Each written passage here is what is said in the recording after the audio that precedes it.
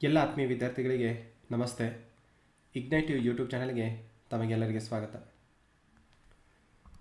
Voice clear ಇದೆ comment ಬಾಕ್ಸಲ್ಲಿ ಒಂದು ಎಸ್ ಅಂತ ಒಂದು ಕಮೆಂಟನ್ನು ಹಾಕಿ ಕ್ಲಾಸನ್ನು ಸ್ಟಾರ್ಟ್ ಮಾಡೋಣ.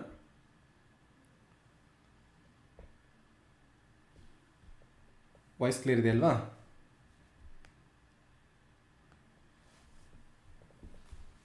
ಸೋಲುವ ಮನಸ್ಸು ಸೋಲುತ್ತದೆ, ಗೆಲ್ಲುವ ಮನಸ್ಸು ಗೆಲ್ಲುತ್ತದೆ, ಸೋತಿರುವ ಮನಸ್ಸು ಕೂಡ ಗೆಲ್ಲುತ್ತದೆ ಎಂಬ ಮಾತು ಜೀವನದಲ್ಲಿ ಬಹಳ ಮುಖ್ಯ ಆಗುತ್ತೆ. ಇದೊಂದು ಮಂತ್ರಶಕ್ತಿ, ರೈಟ್? ಐ ಕ್ಯೂಗಿಂತ ಐ ಕ್ಯಾನ್ ಮೋರ್ ಪವರ್ಫುಲ್ ಅಂತೆ. ಆ ಮಾತನ್ನು ಹೇಳ್ತಾ ತರಗತಿಯನ್ನು ಪ್ರಾರಂಭ ಮಾಡೋಣ. ಅರ್ಥಶಾಸ್ತ್ರ ಭಾಗ 8 ಹಣಕಾಸು ವಿಷಯದ ಕುರಿತು ನಾವು ಅಧ್ಯಯನ ಮಾಡ್ತಾ ಇದ್ದೀವಿ. 7ನೇ ಭಾಗದಲ್ಲಿ ಹಣಕಾಸು ಮತ್ತು 6ನೇ ಭಾಗದಲ್ಲಿ ಹಣಕಾಸಿಗೆ ಸಂಬಂಧಪಟ್ಟಂತೆ ಅನೇಕ ವಿಷಯಗಳನ್ನು ನಾವು ಆಲ್ರೆಡಿ ಅಧ್ಯಯನವನ್ನು ಮಾಡಿದ್ದೇವೆ ಅಲ್ವಾ? ಅದರ ಮುಂದುವರೆದ ಭಾಗವನ್ನು ನೋಡೋಣ. ಅದಕ್ಕಿಂತ ಮುಂಚೆ ನಾವು ಏನನ್ನು ಅಧ್ಯಯನ ಮಾಡಿದ್ವಿ ಸ್ವಲ್ಪ ರಿವೈಷನ್ ಮಾಡಿಕೊಂಡು ಮುಂದೆ ಹೋಗೋಣ, ರೈಟ್? ಕಳೆದ ತರಗತಿಯಲ್ಲಿ ಏನೇನಾಗಿತ್ತು ಅಂಥೇಳಿ 5ನೇ ಅಧ್ಯಾಯವನ್ನು ನೋಡ್ತಿದ್ವಿ, ಹಣಕಾಸು, ಫೈನಾನ್ಸ್. ಅದರಲ್ಲಿ ಎಷ್ಟು ವಲಯಗಳು ಬರ್ತವೆ, ಆಮೇಲೆ ಅವುಗಳ ಅರ್ಥವೇನು, ಮತ್ತು ಸಬ್ ಟಾಪಿಕ್ಸ್ನಲ್ಲಿ ಎಷ್ಟು ಬರ್ತವೆ ಅನ್ನೋದನ್ನು ನಾವು ಕಳೆದ ತರಗತಿಯಲ್ಲಿ ಅಧ್ಯಯನವನ್ನು ಮಾಡಿದ್ವಿ. ಕಾಲ್ ಮನಿ ಮಾರ್ಕೆಟ್ ಅಂದರೆ ಏನು, ಕಮರ್ಷಿಯಲ್ ಮಾರ್ಕೆಟ್ ಅಂದರೆ ಏನು, ಹುಂಡಿ ಅಂತಂದರೆ ಏನು ಅನ್ನೋದನ್ನು ನಾವು ನೋಡಿದ್ವಿ. ಅದರ ಜೊತೆಗೆ ಟ್ರೆಸರಿ ಬಿಲ್ ಅಂದರೆ ಏನು ಅನ್ನೋದನ್ನು ನೋಡಿದ್ವಿ. ಕಮರ್ಷಿಯಲ್ ಪೇಪರ್ ಅಂದರೆ ಏನು ಅನ್ನೋದನ್ನು ನೋಡ್ಕೊಂಡಿದ್ವಿ. ಸೆಕ್ಯೂರಿಟಿ ಮಾರ್ಕೆಟ್ ಮತ್ತು ಸರ್ಟಿಫಿಕೇಟ್ ಆಫ್ ಡಿಪಾಸಿಟನ್ನು ಕೂಡ ನಾವು ಅಧ್ಯಯನವನ್ನು ಮಾಡಿದ್ವಿ. ಇನ್ನು ಬಂಡವಾಳ ಮಾರುಕಟ್ಟೆ ಅಂದರೆ ಏನು, ಅದನ್ನು ನಿಯಂತ್ರಣ ಮಾಡೋರು ಯಾರು ಅನ್ನೋದು ನೋಡಿದ್ವಿ. ಗಿಲ್ಟ್ ಜಡ್ಜ್ ಮಾರುಕಟ್ಟೆ ಅಂದರೂ ಕೂಡ ನೋಡಿದ್ವಿ.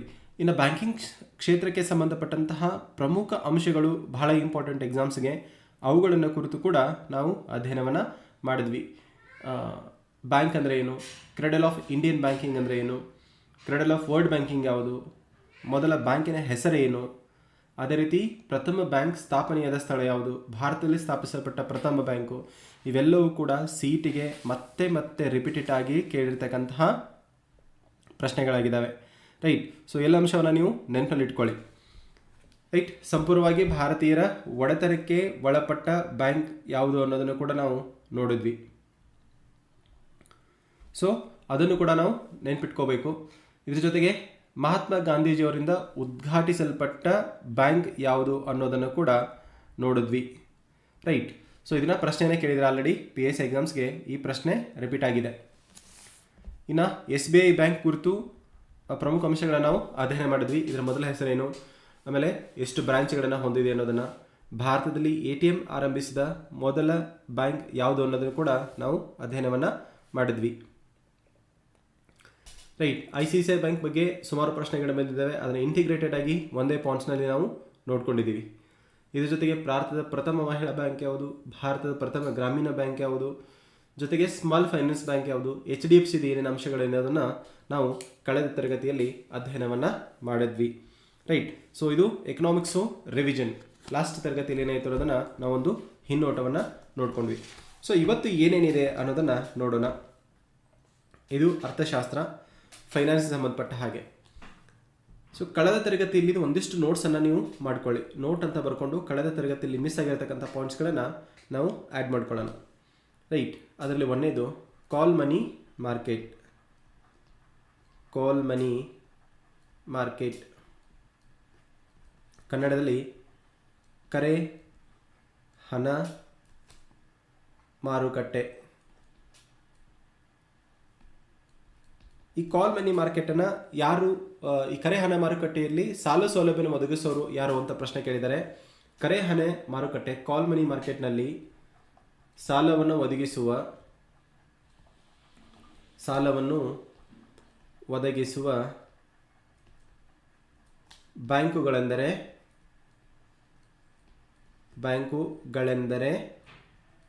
Scheduled bank, right? ಕರೆ ಹಣದ ಮಾರುಕಟ್ಟೆಯಲ್ಲಿ ಸಾಲವನ್ನು ಒದಗಿಸುವ ಬ್ಯಾಂಕುಗಳೆಂದರೆ ಶೆಡ್ಯೂಲ್ಡ್ ಬ್ಯಾಂಕ್. ಅಂದರೆ RBIನಲ್ಲಿ ನೋಂದಣಿಯಾಗಿರ್ತಕ್ಕಂತಹ ಬ್ಯಾಂಕುಗಳಿಗೆ ನಾವು ಶೆಡ್ಯೂಲ್ಡ್ ಬ್ಯಾಂಕ್ ಅಂತ ಕರಿತೀವಿ, ರೈಟ್? ಈ ಪಾಯಿಂಟ್ಸನ್ನು ಕೂಡ ಕೇಳಿದ್ದಾರೆ. ನೋಟ್ ಅಂತ ಆ್ಯಡ್ ಮಾಡಿಕೊಂಡು ಅದ್ರ ಮುಂದೆ ಇವುಗಳನ್ನು ಬರೆದುಕೊಳ್ಳಿ, ರೈಟ್? ಇನ್ನು ಕಮರ್ಷಿಯಲ್ ಬಿಲ್ ಅಥವಾ ಕಮರ್ಷಿಯಲ್ ಮಾರ್ಕೆಟ್. ಕಮರ್ಷಿಯಲ್ ಬಿಲ್ ಅಥವಾ ಕಮರ್ಷಿಯಲ್ ಮಾರ್ಕೆಟ್, ಕಮರ್ಷಿಯಲ್ ಮಾರ್ಕೆಟ್ ಇವುಗಳಿಗೆ ವಾಣಿಜ್ಯ ಬಿಲ್ ಅಥವಾ ಮಾರುಕಟ್ಟೆ ಅಂತಲೂ ಕೂಡ ಕರೀತಾರೆ. ವಾಣಿಜ್ಯ ಬಿಲ್, ಮಾರುಕಟ್ಟೆ ಕನ್ನಡದಲ್ಲಿ ಅದೇ ರೈಟ್. ಸೊ ಇವುಗಳನ್ನು ಯಾರು ಇಶ್ಯೂ ಮಾಡ್ತಾರೆ ಅಂತ ಕೇಳಿದ್ದಾರೆ ಪ್ರಶ್ನೆನ. ಕಮರ್ಷಿಯಲ್ ಬಿಲ್ ಮತ್ತು ಕಮರ್ಷಿಯಲ್ ಮಾರ್ಕೆಟನ್ನು 90 ದಿನಗಳ ಅವಧಿಗೆ 90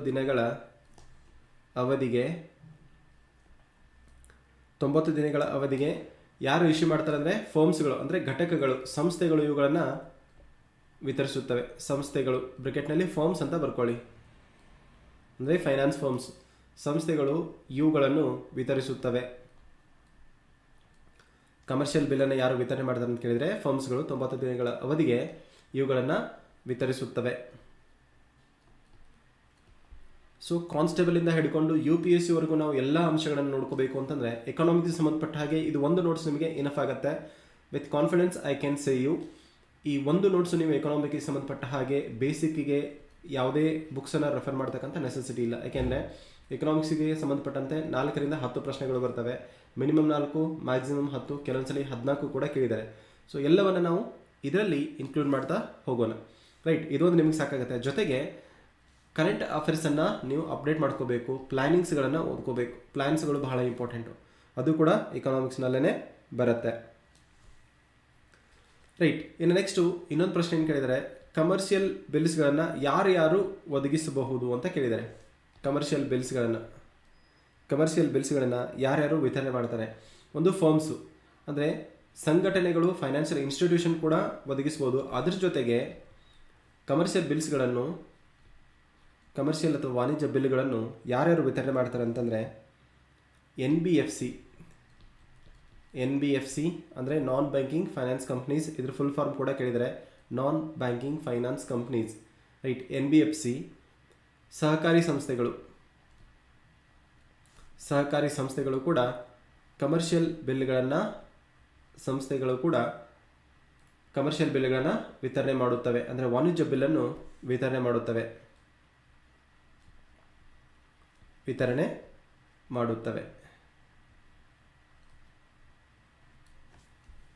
ವಾಣಿಜ್ಯ ಬಿಲ್ಗಳನ್ನು ಯಾರು ವಿತರಣೆ ಮಾಡ್ತಾರೆ ಅಂತಂದರೆ ಸಹಕಾರಿ ಸಂಸ್ಥೆಗಳು, ಫರ್ಮ್ಸ್ ಮತ್ತು ಈ NBFC ಅಂದರೆ ನಾನ್ ಬ್ಯಾಂಕಿಂಗ್ ಫೈನಾನ್ಸ್ ಕಂಪ್ನೀಸ್ ಕೂಡ ವಿತರಣೆ ಮಾಡುತ್ತವೆ. ಸೊ ಇದನ್ನು ನೋಟ್ ಅಂತ ಮಾಡಿಕೊಂಡು ನೀವು ಅದರಲ್ಲಿ ಆ್ಯಡ್ ಮಾಡ್ಕೊಳ್ಳಿ. ಫಸ್ಟ್ ಒನ್ನು ಕಾಲ್ ಮನಿ ಮಾರ್ಕೆಟ್, ಕರೆ ಹಣದ ಮಾರುಕಟ್ಟೆಯನ್ನು ಒದಗಿಸ್ತಕ್ಕಂಥ ಬ್ಯಾಂಕ್ ಯಾವುದಂದರೆ ಶೆಡ್ಯೂಲ್ ಬ್ಯಾಂಕ್. ರೈಟ್, ಇದನ್ನು ಪ್ರಶ್ನೆಯನ್ನು ಕೇಳಿದ್ದಾರೆ. ಸೊ ಕ್ವಶನ್ ಪೇಪರ್ನ ನೋಡುವಾಗ ಇದೊಂದಿಷ್ಟು ಪಾಯಿಂಟ್ಸ್ಗಳು ಎಕ್ಸ್ಟ್ರಾ ಆಗಿತ್ತು. ಸೊ ಅದನ್ನು ಕೂಡ ನಾವು ನೋಟ್ಸಲ್ಲಿ ಆ್ಯಡ್ ಮಾಡ್ಕೊಂಡ್ವಿ. ನೆಕ್ಸ್ಟ್ ಬರ್ತಕ್ಕಂಥದ್ದು ಕಮರ್ಷಿಯಲ್ ಬಿಲ್ಗಳನ್ನು ಯಾರು ವಿತರಣೆ ಮಾಡ್ತಾರೆ ಅಂತಂದರೆ ವಾಣಿಜ್ಯ ಬಿಲ್ಗಳನ್ನು ವಿತರಣೆ ಮಾಡೋರು ಯಾರು ಅಂತಂದರೆ 90 ದಿನಗಳ ಅವಧಿಗೆ ಘಟಕಗಳು ವಿತರಣೆ ಮಾಡ್ತವೆ.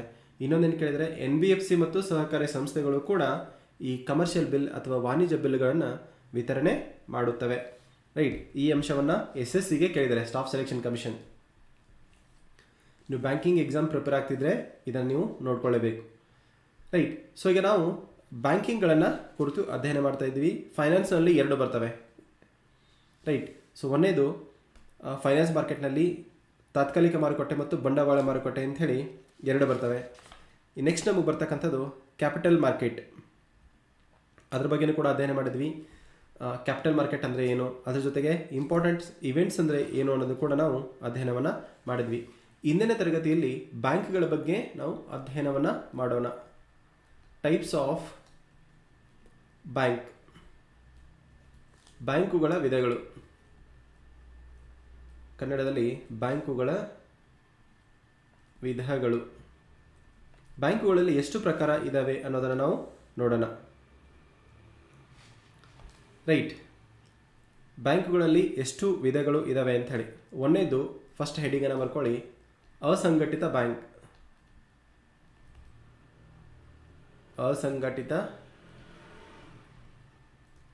ಇದನ್ನು ಇಂಗ್ಲೀಷ್ನಲ್ಲಿ ಅನ್ಆರ್ಗನೈಸ್ಡ್ ಬ್ಯಾಂಕ್ ಅಂತ ಕರೀತಾರೆ. ಅನ್ಆರ್ಗನೈಸ್ಡ್ ಬ್ಯಾಂಕ್, ಅಸಂಘಟಿತ ಬ್ಯಾಂಕ್ ಅಂದರೆ ಏನು? ನಿಯಮಕ್ಕೆ ಒಳಪಡದೆ ಕಾರ್ಯನಿರ್ವಹಿಸುವ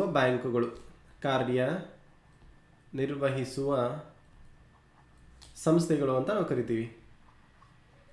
ಸಂಸ್ಥೆಗಳು ಉದಾಹರಣೆಗೆ ಏನೇನು ಬರ್ತವೆ, ನೀವು ಗ್ರಾಮೀಣ ಪ್ರದೇಶದಲ್ಲಿ ನೋಡಿರಬಹುದು. ಗ್ರಾಮೀಣ ಪ್ರದೇಶದಲ್ಲಿ ಆಮೇಲೆ ಈ ಬುಡಕಟ್ಟು ಜನಾಂಗಗಳು ಇರ್ತಕ್ಕಂಥ ಪ್ರದೇಶದಲ್ಲಿ ಇವರು ಜಾಸ್ತಿ ಕಂಡು ಬರ್ತಾರೆ. ಕೇರಳದಲ್ಲಾದರೆ ನಂಬಿಯಾರ್, ಮಾರ್ವಾಡೀಸ್ ಮತ್ತು ಈ ಸಾಹುಕಾರರು, ಇವರು ಏನು ಮಾಡ್ತಿರ್ತಾರೆ, ನಿರಂತರವಾಗಿ ಸಾಲ ಸೌಲಭ್ಯವನ್ನು ಒದಗಿಸ್ತಿರ್ತಾರೆ. ಅವ್ರದೇ ರೀತಿ ಬಡ್ಡಿ ದರ ಇರುತ್ತೆ. ಸೊ ಇವರೆಲ್ಲ ಒಂದು ರೀತಿ ಅಸಂಘಟಿತ ಬ್ಯಾಂಕ್ ಕ್ಷೇತ್ರಕ್ಕೆ ಒಳಪಡ್ತಾರೆ. ಅಂದರೆ ಯಾವುದೇ ನಿಯಮಕ್ಕೆ ಒಳಪಡದೆ ಕಾರ್ಯನಿರ್ವಹಿಸ್ತಕ್ಕಂತಹ ಬ್ಯಾಂಕುಗಳು.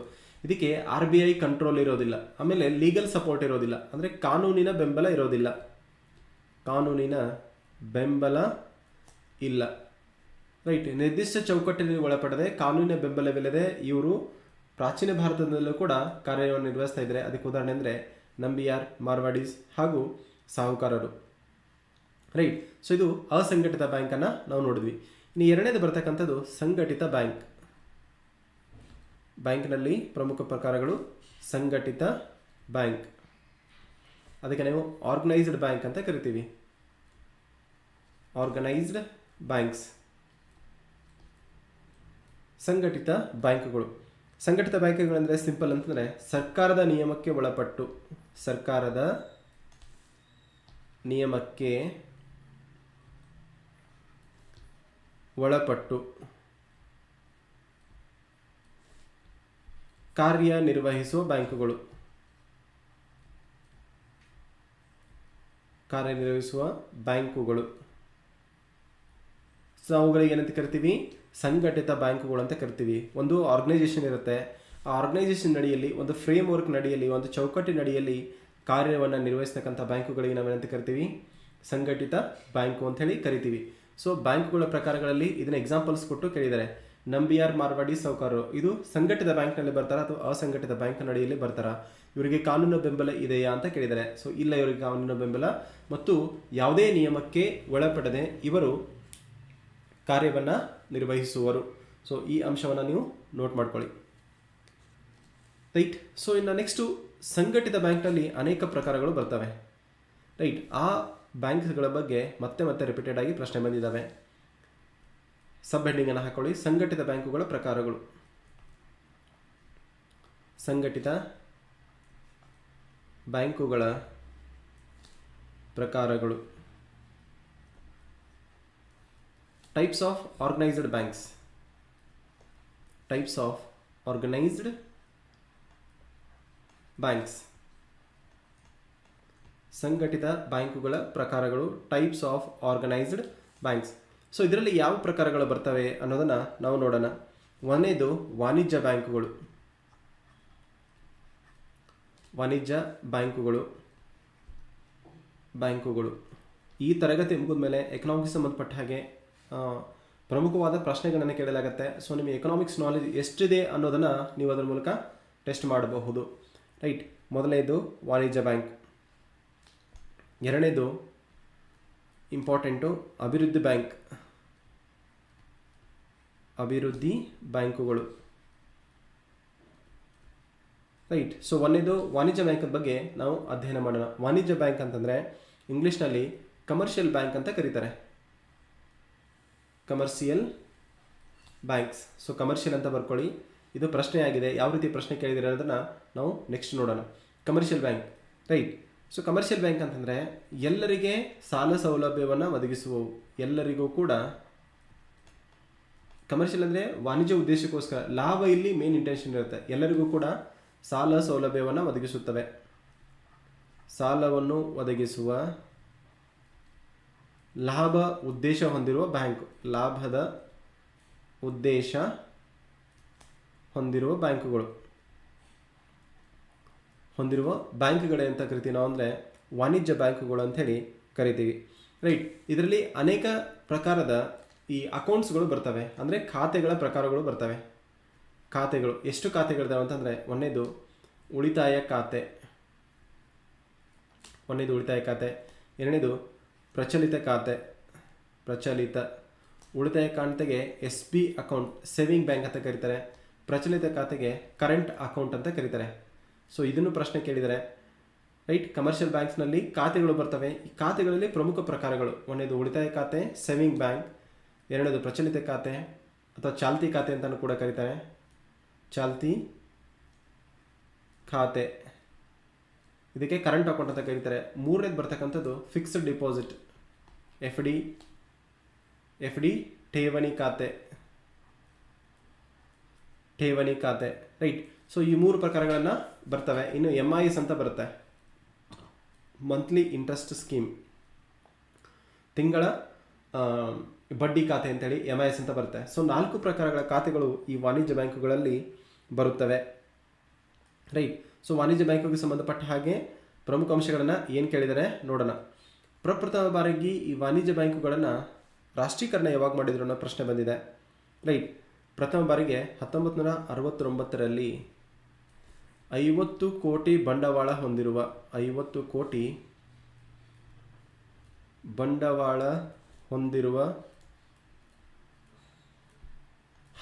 ಬ್ಯಾಂಕುಗಳನ್ನು ರಾಷ್ಟ್ರೀಕರಣ ಮಾಡಲಾಯಿತು. ಈ ವಾಣಿಜ್ಯ ಬ್ಯಾಂಕುಗಳಲ್ಲಿ 1969ರಲ್ಲಿ 50 ಕೋಟಿ ಬಂಡವಾಳ ಹೊಂದಿರುವ 14 ಬ್ಯಾಂಕುಗಳನ್ನು ರಾಷ್ಟ್ರೀಕರಣ ಮಾಡಲಾಯಿತು. ರಾಷ್ಟ್ರೀಕರಣ ಮಾಡಲಾಯಿತು. ಇನ್ನು ನೆಕ್ಸ್ಟು ಇದು ಯಾರ ಅವಧಿಯಲ್ಲಿ ನಿಮಗೆ ಗೊತ್ತಿದೆ? ಇಂದಿರಾ ಗಾಂಧಿಯವರ ಅವಧಿಯಲ್ಲಿ. 1969ರಲ್ಲಿ, ರೈಟ್. ಸೊ ನೆಕ್ಸ್ಟ್ ಬರ್ತಕ್ಕಂಥದ್ದು 1980ರಲ್ಲಿ 200 ಕೋಟಿ ಬಂಡವಾಳ ಹೊಂದಿರುವ 6 ಬ್ಯಾಂಕುಗಳನ್ನು ರಾಷ್ಟ್ರೀಕರಣ ಮಾಡಲಾಗತ್ತೆ. ಅದು ಕೂಡ ಇಂದಿರಾ ಗಾಂಧಿಯವರ ಅವಧಿಯಲ್ಲೇನೆ. ಸೊ 2 ಬ್ಯಾಂಕುಗಳು ರಾಷ್ಟ್ರೀಕೃತ ಆಗಿದ್ರ ಬಗ್ಗೆ ಮತ್ತೆ ರಿಪೀಟೆಡ್ ಆಗಿ ಪ್ರಶ್ನೆಗಳು ಬಂದಿದ್ದಾವೆ, ರೈಟ್. ಫಸ್ಟ್ ಟೈಮ್ ಆಗಿದ್ದು 1969ರಲ್ಲಿ, ಎರಡನೇ ಟೈಮ್ ಆಗಿದ್ದು 1980ರಲ್ಲಿ ಬ್ಯಾಂಕುಗಳ ರಾಷ್ಟ್ರೀಕರಣ ಆಗುತ್ತೆ.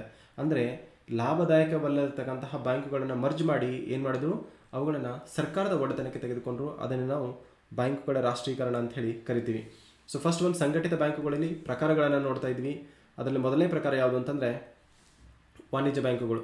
ವಾಣಿಜ್ಯ ಬ್ಯಾಂಕುಗಳು ಅಂತಂದರೆ ಎಲ್ಲರಿಗೆ ಸಾಲ ಸೌಲಭ್ಯವನ್ನು ಒದಗಿಸುವ ಬ್ಯಾಂಕುಗಳು ಮತ್ತು ಲಾಭದ ಉದ್ದೇಶವನ್ನು ಇವು ಹೊಂದಿರುತ್ತವೆ. ಇದು ಮೊದಲನೇ ಪಾಯಿಂಟ್. ಇದರಲ್ಲಿ ಅನೇಕ ಪ್ರಕಾರದ ಖಾತೆಗಳು ಕಂಡುಬರ್ತವೆ. ಖಾತೆಗಳ ಪ್ರಕಾರಗಳು: ಒಂದನೇ ಖಾತೆ ಅಂದರೆ ಉಳಿತಾಯ ಖಾತೆ, ಎರಡನೇದು ಪ್ರಚಲಿತ ಖಾತೆ, ಮೂರನೇದು ನಿಗದಿತ ಠೇವಣಿ, ಫಿಕ್ಸ್ಡ್ ಡಿಪಾಸಿಟ್ ಅಂತ ಕರಿತೀವಿ, 4 MIS. ಸೊ ಇದನ್ನು ಕೂಡ ಎಕ್ಸಾಮ್ಗೆ ಕೇಳಿದ್ದಾರೆ. ಇನ್ನು ಪ್ರಥಮ ಬಾರಿಗೆ ಈ ವಾಣಿಜ್ಯ ಬ್ಯಾಂಕುಗಳ 1969ರಲ್ಲಿ ರಾಷ್ಟ್ರೀಕರಣ ಮಾಡಲಾಯಿತು. ಅವಾಗಿರ್ತಕ್ಕಂಥ ಬ್ಯಾಂಕುಗಳ ಸಂಖ್ಯೆ ಅಂದರೆ 14. ನೆಕ್ಸ್ಟು 1980ರಲ್ಲಿ 200 ಕೋಟಿ ಬಂಡವಾಳ ಹೊಂದಿರುವ 6 ಬ್ಯಾಂಕುಗಳನ್ನು ರಾಷ್ಟ್ರೀಕರಣ ಮಾಡಲಾಯಿತು, ರೈಟ್.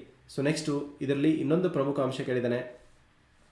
ಈ UPSC ಸಂಬಂಧಪಟ್ಟ ಹಾಗೆ ಒಂದು ಪ್ರಶ್ನೆ ಬಂದಿದೆ. ಇದಕ್ಕೆ ನೀವು ಕಮೆಂಟ್ ಬಾಕ್ಸ್ನಲ್ಲಿ ಆನ್ಸರನ್ನು ಹಾಕಬೇಕು. ಭಾರತದಲ್ಲಿ ಅತಿ ಹೆಚ್ಚು ಕೃಷಿಕರಿಗೆ ಸಾಲ ಸೌಲಭ್ಯ ಒದಗಿಸುವ ಬ್ಯಾಂಕು ಯಾವುದು ಅಂತ ಕೇಳಿದ್ದೇನೆ. ಅತಿ ಹೆಚ್ಚು ಕೃಷಿ ವಲಯಕ್ಕೆ ಸಾಲ ಸೌಲಭ್ಯ ಒದಗಿಸುವ ಬ್ಯಾಂಕುಗಳು ಯಾವುದು ಅಂತ ಕೇಳಿದ್ದಾನೆ.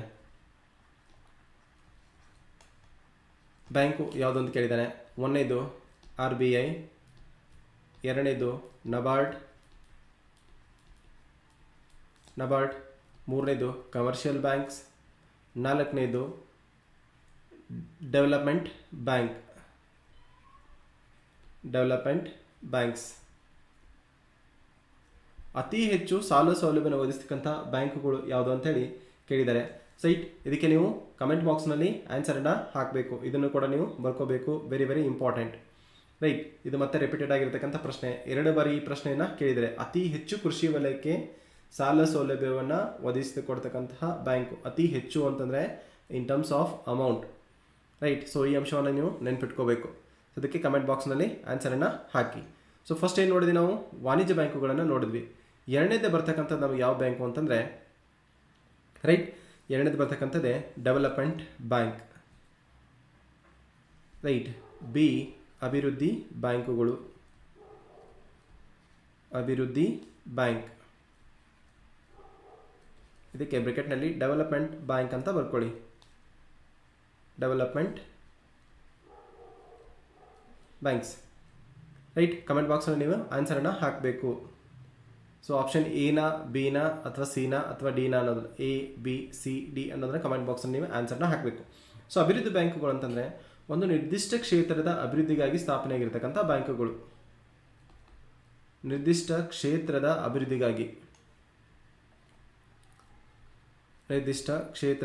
ಅಭಿವೃದ್ಧಿಗಾಗಿ ಸ್ಥಾಪಿತವಾದ ಬ್ಯಾಂಕುಗಳು. ಸ್ಥಾಪಿತವಾದ ಬ್ಯಾಂಕುಗಳಿಗೆ ನಾವು ಅಂತ ಕರಿತೀವಿ ಅಂತಂದರೆ ಅಭಿವೃದ್ಧಿ ಬ್ಯಾಂಕ್ ಅಂತ ಹೇಳಿ ಕರಿತೇವೆ. ರೈಟ್. ಸೊ ಎಲ್ಲರೂ ಏನು ಹೇಳ್ತಾ ಇದ್ದೀರಾ? ಆಪ್ಷನ್ ಬಿ ಅಂತ ಹೇಳ್ತಾ ಇದ್ದೀರಾ. ರೈಟ್. ನಾನು ಕೇಳಿರ್ತಕ್ಕಂಥ ಪ್ರಶ್ನೆನ ನೀವು ಅರ್ಥ ಮಾಡ್ಕೋಬೇಕಾಗಿತ್ತು, but you are fail to understand the question. ಭಾರತದಲ್ಲಿ ಅತಿ ಹೆಚ್ಚು ಕೃಷಿ ವಲಯಕ್ಕೆ ಸಾಲ ಸೌಲಭ್ಯವನ್ನು ಒದಗಿಸ್ತಕ್ಕಂಥ ಬ್ಯಾಂಕ್ ಯಾವುದು ಅಂದರೆ ಕಮರ್ಷಿಯಲ್ ಬ್ಯಾಂಕ್. ರೈಟ್. ಸೊ ಇದನ್ನು ನೀವು ಆ್ಯಡ್ ಮಾಡ್ಕೊಳ್ಳಿ. ಅತಿ ಹೆಚ್ಚು ಲಾರ್ಜೆಸ್ಟ್ ಲೆಂಡಿಂಗ್ ಸೆಕ್ಟರ್ ಇದು. Largest lending sector. Right. RBI ಸಾಲ ಕೊಡೋದಿಲ್ಲ, ನಬಾರ್ಡ್ ಸಾಲ ಕೊಡೋದಿಲ್ಲ, ಬಟ್ ಇದೇನು ಮಾಡುತ್ತೆ ಅಂದರೆ ಪುನರ್ ಸಾಲವನ್ನು ಒದಗಿಸುತ್ತೆ. ಬ್ಯಾಂಕ್ಗಳಿಗೆ ಸಾಲವನ್ನು ಒದಗಿಸುತ್ತೆ ಹೊರತು ಕೃಷಿ ವಲಯಕ್ಕೆ ನೇರವಾಗಿ ಸಾಲವನ್ನು ಒದಗಿಸೋದಿಲ್ಲ. ರೈಟ್. ಡೆವಲಪ್ಮೆಂಟ್ಸ್ ಬ್ಯಾಂಕ್ ಅಂದ್ರೆ ನಿಮ್ಗೆ ಗೊತ್ತು ಇಲ್ಲ ಅಂತೇಳಿ. So options is only one left, ಅದು commercial banks. Option number C is the right answer. Right. ನಾವು ತಿಳ್ಕೊಂಡಿರೋ ಪ್ರಶ್ನೆಯನ್ನು, ಭಾರತದಲ್ಲಿ ಕೃಷಿ ವಲಯಕ್ಕೆ ಸಾಲ ಸೌಲಭ್ಯದ ಅವಕಾಶ ಒದಗಿಸುವ ಅತ್ಯುನ್ನತ ಬ್ಯಾಂಕ್ ಯಾವುದು ಅಂತ ಕೇಳಿದರೆ ನೀವು ನಬಾರ್ಡ್ ಅಂತ ಹೇಳಬೇಕು. ಅತ್ಯುನ್ನತ ಬ್ಯಾಂಕ್. ಕೃಷಿ ವಲಯದ ಅಭಿವೃದ್ಧಿಯನ್ನು ಗುರಿಯಾಗಿಸಿಕೊಂಡು, ಗ್ರಾಮೀಣ ಅಭಿವೃದ್ಧಿಯನ್ನು ಗುರಿಯಾಗಿಸಿಕೊಂಡು ಸಾಲ ಸೌಲಭ್ಯದ ಪುನರ್ ಹಣಕಾಸು ಒದಗಿಸುವ ಅತ್ಯುನ್ನತ, ಅತಿ ಹೆಚ್ಚಲ್ಲ, ಅತಿ ಹೆಚ್ಚು ಬೇರೆ, ಅತ್ಯುನ್ನತ ಬೇರೆ. ಹೈಯೆಸ್ಟ್ ಬ್ಯಾಂಕ್ ಕೃಷಿ ವಲಯಕ್ಕೆ ಸಂಬಂಧಪಟ್ಟದ್ದು ಯಾವುದು ಅಂತಂದರೆ ನಬಾರ್ಡು. ಬಟ್ ಅತಿ ಹೆಚ್ಚು ಕೃಷಿ ವಲಯಕ್ಕೆ ಸಾಲ ಒದಗಿಸುವ ಬ್ಯಾಂಕುಗಳು ಯಾವುದು ಅಂತಂದರೆ ಕಮರ್ಷಿಯಲ್ ಬ್ಯಾಂಕ್ಸ್. ಯಾಕೆಂದರೆ ಭಾರತದಲ್ಲಿ ಕಮರ್ಷಿಯಲ್ ಬ್ಯಾಂಕ್ಸ್ಗಳು ಸಾವಿರಾರುಗಳಿದ್ದಾವೆ. ರೈಟ್. ಸೊ 100 ಬ್ಯಾಂಕ್ಗಳಿದ್ದಾವೆ. ಆ 100 ಬ್ಯಾಂಕ್ಗಳು ಸೇರಿಕೊಂಡ್ರೆ ಈ ನಬಾರ್ಡ್ಗೆ 10 ಪಟ್ಟರಷ್ಟು ಸಾಲ ಸೌಲಭ್ಯವನ್ನು ಒದಗಿಸ್ತವೆ. ರೈಟ್. ಸೊ ಕಮರ್ಷಿಯಲ್ ಬ್ಯಾಂಕ್ಸ್ದು ಆನ್ಸರ್ ನೋಡಿ, option number C is the right answer. Right. ಈಗ ಅಭಿವೃದ್ಧಿ ಬ್ಯಾಂಕಿಂಗ್ಗಳ ಬಗ್ಗೆ ನೋಡ್ತಾ ಇದ್ವಿ. ನಿರ್ದಿಷ್ಟ ಕ್ಷೇತ್ರದ ಅಭಿವೃದ್ಧಿಗಾಗಿ ಸ್ಥಾಪನೆಯಾಗಿರ್ತಕ್ಕಂಥ ಬ್ಯಾಂಕ್ಗಳಿಗೆ ಅಂತ ಕರೀತಾರೆ ಅಭಿವೃದ್ಧಿ ಬ್ಯಾಂಕ್ ಅಂತ ಕರೀತಾರೆ. ರೈಟ್. ಇಲ್ಲಿ ಪ್ರಶ್ನೆ ಏನು ಕೇಳಿದರೆ ಅಂದರೆ ಯಾವ ಬ್ಯಾಂಕ್ಗಳು ಯಾವ ಇಶ್ವಿನಲ್ಲಿ ಸ್ಥಾಪನೆಯಾಗಿದ್ದೇವೆ ಅಂತ ಕೇಳಿದ್ದಾರೆ. ರೈಟ್. ಸೊ ಒಂದನೇದನ್ನು ಬರ್ಕೊಳ್ಳಿ. IFCI, Industrial finance corporation of India. ಇದು ಸ್ಥಾಪನೆಯಾಗಿದ್ದು 1954ರಲ್ಲಿ. Industrial finance corporation of India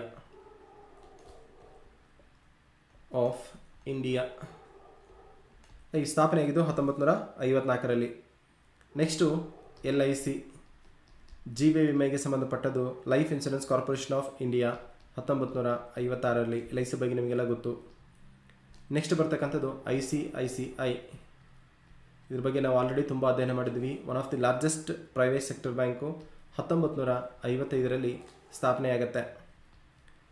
next ಬರ್ತಕ್ಕಂಥದ್ದು UTI, unit trust of India.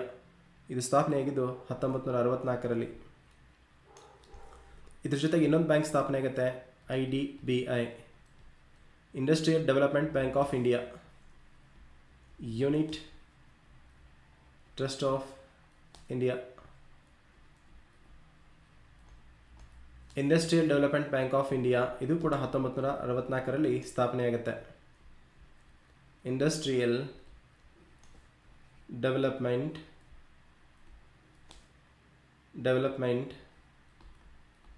Bank of India. Right. ಇವೆರಡು 1964ರಲ್ಲಿ ಸ್ಥಾಪನೆ ಆಗ್ತವೆ. ರೈಟ್. ಸೊ ನೆಕ್ಸ್ಟ್ ಬರ್ತಕ್ಕಂಥದ್ದು ಇನ್ನೊಂದು ಪ್ರಮುಖ ಬ್ಯಾಂಕ್ ಯಾವುದು ಅಂತಂದರೆ HDFC. ಇದು ಸ್ಥಾಪನೆಯಾಗಿದ್ದು 1977ರಲ್ಲಿ. ರೈಟ್. ಸೊ ನೆಕ್ಸ್ಟ್ ಬರ್ತಕ್ಕಂಥದ್ದು ನಬಾರ್ಡ್ ಬ್ಯಾಂಕ್. ನಬಾರ್ಡ್ ಮತ್ತು ಎಕ್ಸಿಮ್ ಬ್ಯಾಂಕ್ ಇವೆರಡೂ ಸ್ಥಾಪನೆಯಾಗಿದ್ದು 1982ರಲ್ಲಿ. National bank for agriculture and rural development. Right. Export ಮತ್ತು ಇಂಪೋರ್ಟ್ ಬ್ಯಾಂಕ್. ರೈಟ್. ಸೊ ಎರಡು ಬ್ಯಾಂಕ್ ಸ್ಥಾಪನೆ ಆಗಿದ್ದಾವೆ 1982ರಲ್ಲಿ. ಇದನ್ನು ಎಕ್ಸ್ಪೋರ್ಟ್ ಮತ್ತು ಇಂಪೋರ್ಟ್ ಬ್ಯಾಂಕ್ ಅಂತ ಕರೀತಾರೆ. ಇದಕ್ಕೆ ಎಕ್ಸಿಮ್ ಬ್ಯಾಂಕ್, ಇಂಪೋರ್ಟ್ ಮತ್ತು ಎಕ್ಸ್ಪೋರ್ಟ್ ಬ್ಯಾಂಕ್. ನಬಾರ್ಡ್ ಬ್ಯಾಂಕ್ ಅದು ಫುಲ್ ಫಾರ್ಮನ್ನು ಕೂಡ ಕೇಳಿದ್ದಾರೆ. 1982ರಲ್ಲಿ ಈ ಎರಡು ಬ್ಯಾಂಕ್ಗಳು ಸ್ಥಾಪನೆ ಆಗುತ್ತವೆ. ಸೊ ಅಭಿವೃದ್ಧಿ ಅಂದ ತಕ್ಷಣ ಇಂಡಸ್ಟ್ರಿಯಲ್ ಅಭಿವೃದ್ಧಿ, ಜೀವ ವಿಮೆ ಅಭಿವೃದ್ಧಿ, ಖಾಸಗಿ ಅಭಿವೃದ್ಧಿ, unit trust of India, Industrial development bank, housing development finance corporation HDFC, housing development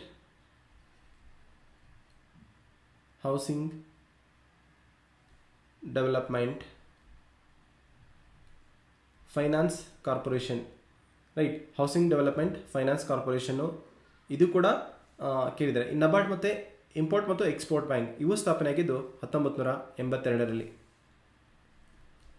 next ಪ್ರಮುಖವಾಗಿರ್ತಕ್ಕಂಥದ್ದು NHB. ಇತ್ತೀಚೆಗೆ NHB ಮತ್ತು ನಬಾರ್ಡ್ ಸರ್ಕಾರದ ಒಡೆತನಕ್ಕೆ ಬಂದವು. ನ್ಯಾಷನಲ್ ಹೌಸಿಂಗ್ ಬೋರ್ಡ್ ಇದು ಸ್ಥಾಪನೆಯಾಗಿದೆ 1988ರಲ್ಲಿ.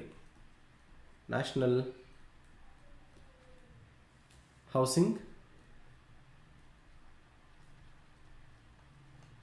ಬೋರ್ಡ್ ಇದು ಸ್ಥಾಪನೆಯಾಗಿದೆ ಯಾವಾಗ ಅಂತಂದರೆ 1982ರಲ್ಲಿ.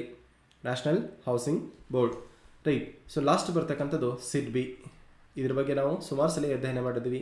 ಕರೆಂಟ್ ಅಫೇರ್ಸ್ ಮತ್ತು GK ಟಾನಿಕ್ನಲ್ಲೂ ಕೂಡ ನಾವು ಅಧ್ಯಯನವನ್ನು ಮಾಡಿದ್ದೇವೆ. Small industrial development bank of India, small industrial development bank of India, right. Small industrial development bank of India, BOI ಅಂದರೆ ಬ್ಯಾಂಕ್ ಆಫ್ ಇಂಡಿಯಾ. ಸಣ್ಣ ಕೈಗಾರಿಕೆಗಳ ಒಂದು ಅಭಿವೃದ್ಧಿ ಬ್ಯಾಂಕ್ ಅಂತ ಕರಿತೇವೆ ನಾವು, SIDBI ಅಂತ ಕರಿತೀವಿ. ಇದು ಸ್ಥಾಪನೆಯಾಗಿದ್ದು 1990ರಲ್ಲಿ. 1990ರಲ್ಲಿ ಇದರ ಕೇಂದ್ರ ಕಚೇರಿ ಲಕ್ನೋನಲ್ಲಿದೆ. ಇದನ್ನು ಕೂಡ ಎಕ್ಸಾಮ್ಸ್ಗೆ ಕೇಳಿದ್ದಾರೆ. ಲಕ್ನೋದಲ್ಲಿ ಇದರ ಕೇಂದ್ರ ಕಚೇರಿ ಇದೆ. ಇದನ್ನು ಕೂಡ ಎಕ್ಸಾಮ್ಗೆ ಕೇಳಿದ್ದಾರೆ, ರೈಟ್. ಸೊ ಫಸ್ಟ್ ಒನ್ನು ಎಲ್ಲ ಬ್ಯಾಂಕ್ಗಳ ಬಗ್ಗೆ ನಾವು ನೋಟ್ ಮಾಡ್ಕೊಳ್ಳೋಣ. Industrial finance corporation of India 1954ರಲ್ಲಿ ಸ್ಥಾಪನೆಯಾಗುತ್ತೆ. LIC life insurance corporation of India 1956ರಲ್ಲಿ ಸ್ಥಾಪನೆಯಾಗುತ್ತೆ. ICICI bank one of the largest private sector bank 1955ರಲ್ಲಿ ಸ್ಥಾಪನೆಯಾಗುತ್ತೆ. UTI unit trust of India ಮತ್ತು IDBI ಇವೆರಡನ್ನು ಜೊತೆಯಾಗಿ ಬೈಹೆಟ್ ಮಾಡಿ 1964ರಲ್ಲಿ ಸ್ಥಾಪನೆಯಾಗುತ್ತವೆ. Industrial development bank of India, HDFC housing development finance corporation, NABARD bank, national bank for agriculture and rural development, ಅದೇ ರೀತಿ ಇಂಪೋರ್ಟ್ ಮತ್ತು ಎಕ್ಸ್ಪೋರ್ಟ್ ಬ್ಯಾಂಕ್, ರೈಟ್. ಇದಾದ ಮೇಲೆ ಬರ್ತಕ್ಕಂಥದ್ದು ಪ್ರಮುಖವಾಗಿ ನ್ಯಾಷನಲ್ ಹೌಸಿಂಗ್ ಬೋರ್ಡ್. ಸೊ ಇದು ಕೂಡ one of the development bank. SIDBI ಸಣ್ಣ ಕೈಗಾರಿಕೆಗಳ ಅಭಿವೃದ್ಧಿ ಬ್ಯಾಂಕ್ ಅಂತ ನಾವು ಕರಿತೀವಿ. ಇದರ ಮೇಲೆಯೂ ಕೂಡ ಪ್ರಶ್ನೆಯನ್ನು ಕೇಳಿದ್ದಾರೆ, ರೈಟ್. ಸೊ ಎರಡು ಬ್ಯಾಂಕ್ಗಳ ಬಗ್ಗೆ ನಾವು ಅಧ್ಯಯನವನ್ನು ಮಾಡಿದ್ವಿ. ಮೂರನೇ ಬ್ಯಾಂಕ್ ಅಂದರೆ ಪ್ರಮುಖವಾಗಿರ್ತಕ್ಕಂಥದ್ದೇ ಯಾವುದು ಅಂತಂದರೆ ಸಹಕಾರಿ ಬ್ಯಾಂಕ್, C. ಸೊ ಆರ್ಗನೈಸ್ಡ್ ಬ್ಯಾಂಕ್ನಲ್ಲಿ ಮೂರನೇ ಪ್ರಕಾರ ನೋಡ್ತೀವಿ ನಾವು, ಸಹಕಾರಿ ಬ್ಯಾಂಕ್. ಸಹಕಾರಿ ಬ್ಯಾಂಕ್ ಇದಕ್ಕೆ ನಾವು ಕೋಆಪರೇಟಿವ್ ಬ್ಯಾಂಕ್ಸ್ ಅಂತ ಕರಿತೀವಿ. Cooperative banks. ಸೊ ಸಹಕಾರಿ ಬ್ಯಾಂಕ್ಗಳಲ್ಲಿ ಒಟ್ಟು ಎರಡು ಪ್ರಕಾರ ಇದ್ದಾವೆ. ಡೈಗ್ರಾಮನ್ನು ಹಾಕ್ಕೊಂಡು ನೀವು ಬಿಡಿಸ್ಕೋಬೋದು. ಸಹಕಾರಿ ಬ್ಯಾಂಕುಗಳಲ್ಲಿ ಎರಡು ಪ್ರಕಾರಗಳಿದ್ದಾವೆ. ಒಂದೇನು ಅಂತಂದರೆ ಕೃಷಿ ಸಹಕಾರಿ ಬ್ಯಾಂಕ್, ಅಗ್ರಿಕಲ್ಚರ್ ಅಥವಾ ಕೃಷಿ ಸಹಕಾರಿ ಬ್ಯಾಂಕ್. ನೆಕ್ಸ್ಟು ಕೃಷಿಯೇತರ, ರೈಟ್. ಒಂದೇದು ಕೃಷಿ ಸಹಕಾರಿ ಬ್ಯಾಂಕ್, ಎರಡನೇದು ಕೃಷಿಯೇತರ ಸಹಕಾರಿ ಬ್ಯಾಂಕ್. ಇನ್ನು ಕೃಷಿ ಮತ್ತು ಕೃಷಿಯೇತರ ಸಹಕಾರಿ ಬ್ಯಾಂಕ್ನಲ್ಲಿ ಅನೇಕ ಡಿವಿಷನ್ಸ್ಗಳನ್ನು ಮಾಡಲಾಗಿದೆ, ರೈಟ್. ಸೊ ಅದನ್ನು ಕೂಡ ನಾವು ನೋಡೋಣ. ಕೃಷಿ ಸಹಕಾರಿ ಬ್ಯಾಂಕ್ನಲ್ಲಿ ಅನೇಕ ವಿಧಗಳು ಬರ್ತವೆ. ಒಂದೇದು ಕೃಷಿ ಮತ್ತು ಕೃಷಿಯೇತರ. ಇದಕ್ಕೆ ಅಗ್ರಿಕಲ್ಚರ್ ಕ್ರೆಡಿಟ್ ಕೋಆಪರೇಟಿವ್ ಬ್ಯಾಂಕ್ ಅಂತ ಕರೀತಾರೆ, ರೈಟ್. ಕೃಷಿ ಮತ್ತು ಕೃಷಿಯೇತರ, ನಾನ್ ಅಗ್ರಿಕಲ್ಚರ್ ಕೋಆಪರೇಟಿವ್ ಕ್ರೆಡಿಟ್ ಬ್ಯಾಂಕ್ಸ್ಗಳು, ರೈಟ್. ಸೊ ಈಗ ಕೃಷಿ ಸಹಕಾರಿ ಬ್ಯಾಂಕ್ಸನ್ನು ನಾವು ಅಧ್ಯಯನ ಮಾಡೋಣ. ಕೃಷಿ ಸಹಕಾರಿ ಬ್ಯಾಂಕ್ನಲ್ಲಿ ಮತ್ತೆ ಎರಡು ಪ್ರಕಾರಗಳಿದ್ದಾವೆ. ಒಂದೇದು ಅಲ್ಪಾವಧಿ ಮತ್ತು ದೀರ್ಘಾವಧಿ ಕೃಷಿ ಸಹಕಾರಿ ಬ್ಯಾಂಕ್. ಅಲ್ಪಾವಧಿ ಅಂತಂದರೆ 15 ತಿಂಗಳವರೆಗೆ, 1 ತಿಂಗಳಿಂದ 15 ತಿಂಗಳವರೆಗೆ ಸಾಲ ಸೌಲಭ್ಯವನ್ನು ಒದಗಿಸ್ತಕ್ಕಂಥ ಬ್ಯಾಂಕುಗಳಿಗೆ ನಾವು ಅಲ್ಪಾವಧಿ ಕೃಷಿ ಸಹಕಾರಿ ಬ್ಯಾಂಕ್ ಅಂತ ಹೇಳಿ ಕರಿತೇವೆ. ನೆಕ್ಸ್ಟು ದೀರ್ಘಾವಧಿ ಅಂತಂದರೆ 5 ವರ್ಷಗಳವರೆಗೆ ಸಾಲ ಸೌಲಭ್ಯವನ್ನು ಒದಗಿಸ್ತಕ್ಕಂತಹ ಕೃಷಿ ಬ್ಯಾಂಕ್ಗಳಿಗೆ ದೀರ್ಘಾವಧಿ ಕೃಷಿ ಸಹಕಾರಿ ಬ್ಯಾಂಕ್ ಅಂತ ನಾವು ಕರಿತೀವಿ. ರೈಟ್. ನೀವು ನೋಡಿರ್ಬೋದು ಪ್ರಾಥಮಿಕ ಕೃಷಿ ಪತ್ತಿನ ಸಹಕಾರಿ ಸಂಘ, PKPS ಅಂತ ಕರೀತಾರೆ. ಪ್ರಾಥಮಿಕ ಕೃಷಿ ಪತ್ತಿನ ಸಹಕಾರಿ ಸಂಘ ಅಲ್ಪಾವಧಿ ಸಾಲ ಸೌಲಭ್ಯನ ಒದಗಿಸಿಕೊಡುತ್ತೆ. ಇನ್ನು ದೀರ್ಘಾವಧಿ ಸಾಲ ಸೌಲಭ್ಯನ ಒದಗಿಸಿಕೊಡ್ತಕ್ಕಂಥ ಬ್ಯಾಂಕಿಗೆ ಉದಾಹರಣೆ ಅಂದರೆ ಲ್ಯಾಂಡ್ ಡೆವಲಪ್ಮೆಂಟ್ ಬ್ಯಾಂಕ್, ಭೂ ಅಭಿವೃದ್ಧಿ ಬ್ಯಾಂಕ್. ಇವು ದೀರ್ಘಾವಧಿ ಸಾಲ ಸೌಲಭ್ಯನ ಒದಗಿಸಿಕೊಡ್ತಕ್ಕಂತಹ ಬ್ಯಾಂಕ್ ಆಗಿವೆ. ಇನ್ನೊಂದ್ಸಲ ಹೇಳ್ತಾ ಇದ್ದೀನಿ, ಸಹಕಾರಿ ಬ್ಯಾಂಕ್ಗಳಲ್ಲಿ 2 ಪ್ರಕಾರ ಇದ್ದಾವೆ. ಒಂದನೇದು ಕೃಷಿ ಸಹಕಾರಿ ಬ್ಯಾಂಕ್, ಎರಡನೇದು ಕೃಷಿಯೇತರ ಸಹಕಾರಿ ಬ್ಯಾಂಕ್. ಇನ್ನು ಕೃಷಿ ಸಹಕಾರಿ ಬ್ಯಾಂಕ್ನಲ್ಲಿ ನಾವು ಮತ್ತೆ 2 ಭಾಗಗಳಾಗಿ ವಿಭಜನೆ ಮಾಡ್ತೀವಿ, ಅಲ್ಪಾವಧಿ ಕೃಷಿ ಸಹಕಾರಿ ಬ್ಯಾಂಕ್ ಮತ್ತು ದೀರ್ಘಾವಧಿ ಕೃಷಿ ಸಹಕಾರಿ ಬ್ಯಾಂಕ್ ಅಂತ ಹೇಳಿ. ರೈಟ್. ಸೊ ಅಲ್ಪಾವಧಿ ಅಂದರೆ 15 ತಿಂಗಳ ಅವಧಿಗೆ ಸಾಲ ಸೌಲಭ್ಯವನ್ನು ಒದಗಿಸಿಕೊಡೋ ಬ್ಯಾಂಕು. ದೀರ್ಘಾವಧಿ ಅಂತಂದರೆ 5 ವರ್ಷಗಳವರೆಗೆ ಸಾಲ ಸೌಲಭ್ಯವನ್ನು ಒದಗಿಸಿಕೊಡುವತಕ್ಕಂತಹ ಬ್ಯಾಂಕ್ಗಳಾಗಿದ್ದಾವೆ. ದೀರ್ಘಾವಧಿ ಸಾಲ ಸೌಲಭ್ಯ ಒದಗಿಸಿಕೊಡೋ ಬ್ಯಾಂಕಿಗೆ ಎಕ್ಸಾಂಪಲ್ ಅಂದರೆ ಕೇಂದ್ರ ಭೂ ಅಭಿವೃದ್ಧಿ ಬ್ಯಾಂಕ್. ಇದನ್ನು ಪ್ರಶ್ನೆಯನ್ನು ಕೇಳಿದರೆ ಲ್ಯಾಂಡ್ ಡೆವಲಪ್ಮೆಂಟ್ ಬ್ಯಾಂಕ್, ಇದಕ್ಕೆ ಕೇಂದ್ರ ಭೂ ಅಭಿವೃದ್ಧಿ ಬ್ಯಾಂಕ್ ಮತ್ತು ರಾಜ್ಯ ಭೂ ಅಭಿವೃದ್ಧಿ ಬ್ಯಾಂಕ್ ಅಂತ ಕರಿತೀವಿ. ಭೂ ಅಭಿವೃದ್ಧಿ ಬ್ಯಾಂಕ್. ರೈಟ್. ಸೊ ನೆಕ್ಸ್ಟು ಕೃಷಿಯೇತರ ಅಂತ ಬರುತ್ತೆ. ಕೃಷಿಯೇತರ ಅಂದರೆ ನಾನ್ ಅಗ್ರಿಕಲ್ಚರ್ ಬ್ಯಾಂಕ್. ಇದಕ್ಕೆ ಉದಾಹರಣೆ ಅಂತಂದರೆ ಈಗ urban cooperative bank, urban cooperative bank ಅಂದರೆ ನಗರ ಅಭಿವೃದ್ಧಿ ಬ್ಯಾಂಕ್, ನಗರ ಪ್ರದೇಶ ಅಭಿವೃದ್ಧಿ ಬ್ಯಾಂಕ್ ಮತ್ತು ಕಾರ್ಮಿಕರ ಕಲ್ಯಾಣಿ ಸಹಕಾರ ಬ್ಯಾಂಕ್. ಅದೇ ರೀತಿ ಸರ್ಕಾರಿ ನೌಕರರ ಬ್ಯಾಂಕ್, JOCC ಏನು ಬರ್ತಲ್ವ, ಇವೆಲ್ಲವೂ ಕೂಡ ಇದಕ್ಕೆ ಎಕ್ಸಾಂಪಲ್ ಆಗಿದೆ. ಅಂದರೆ ಕೃಷಿ ಕ್ಷೇತ್ರವನ್ನು ಹೊರತುಪಡಿಸಿ ಸಾಲ ಸೌಲಭ್ಯ ಒದಗಿಸಿಕೊಡೋ ಬ್ಯಾಂಕ್ಗಳಿಗೆ ಕೃಷಿಯೇತರ ಪತ್ತಿನ ಸಹಕಾರಿ ಬ್ಯಾಂಕ್ ಅಂತ ಕರೀತಾರೆ. ಸೊ PKPS ಅನ್ನು ಕೂಡ ಕರೀತಾರೆ ಪ್ರಾಥಮಿಕ ಕೃಷಿ ಪತ್ತಿನ ಸಹಕಾರಿ bank, primary agriculture credit cooperative society ಅಂತ ನಾವು ಕರಿತೀವಿ, ಸಹಕಾರಿ ಬ್ಯಾಂಕ್ಗಳು. ಸೊ ಇಷ್ಟು ಅಂಶವನ್ನು ನಾವು ಸಹಕಾರಿ ಬ್ಯಾಂಕ್ಗಳ ಬಗ್ಗೆ ತಿಳ್ಕೊಳ್ಳೋಣ. ನೆಕ್ಸ್ಟ್ ಪ್ರಶ್ನೆ ಏನು ಕೇಳಿದ್ದಾರೆ ಅಂತಂದರೆ ಸಹಕಾರಿ ಬ್ಯಾಂಕ್ಗಳಿಗೆ ಸಂಬಂಧಪಟ್ಟಂತೆ ಭಾರತದ ಪ್ರಥಮ ಸಹಕಾರ ಬ್ಯಾಂಕ್ ಎಲ್ಲಿ ಪ್ರಾರಂಭವಾಯಿತು? ಭಾರತದ ಪ್ರಥಮ ಸಹಕಾರಿ ಬ್ಯಾಂಕ್ ಎಲ್ಲಿ ಸ್ಥಾಪನೆಯಾಗಿದೆ ಅಂತ ಕೇಳಿದರೆ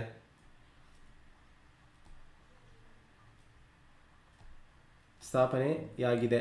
ಭಾರತದ ಪ್ರಥಮ ಸಹಕಾರಿ ಬ್ಯಾಂಕ್ ಎಲ್ಲಿ ಸ್ಥಾಪನೆಯಾಗಿದೆ ಅಂತ ಕೇಳಿದರೆ. ರೈಟ್. ಸೊ ಮತ್ತು ಯಾವಾಗ ಸ್ಥಾಪನೆ ಆಗಿದೆ ಅಂತ ಕೇಳಿದರೆ 2 ಪ್ರಶ್ನೆಗೆ ಕಮೆಂಟ್ ಬಾಕ್ಸ್ ನೀವು ಆನ್ಸರ್ನ ಹಾಕಬೇಕು. ಎಲ್ಲಿ ಮತ್ತು ಯಾವಾಗ.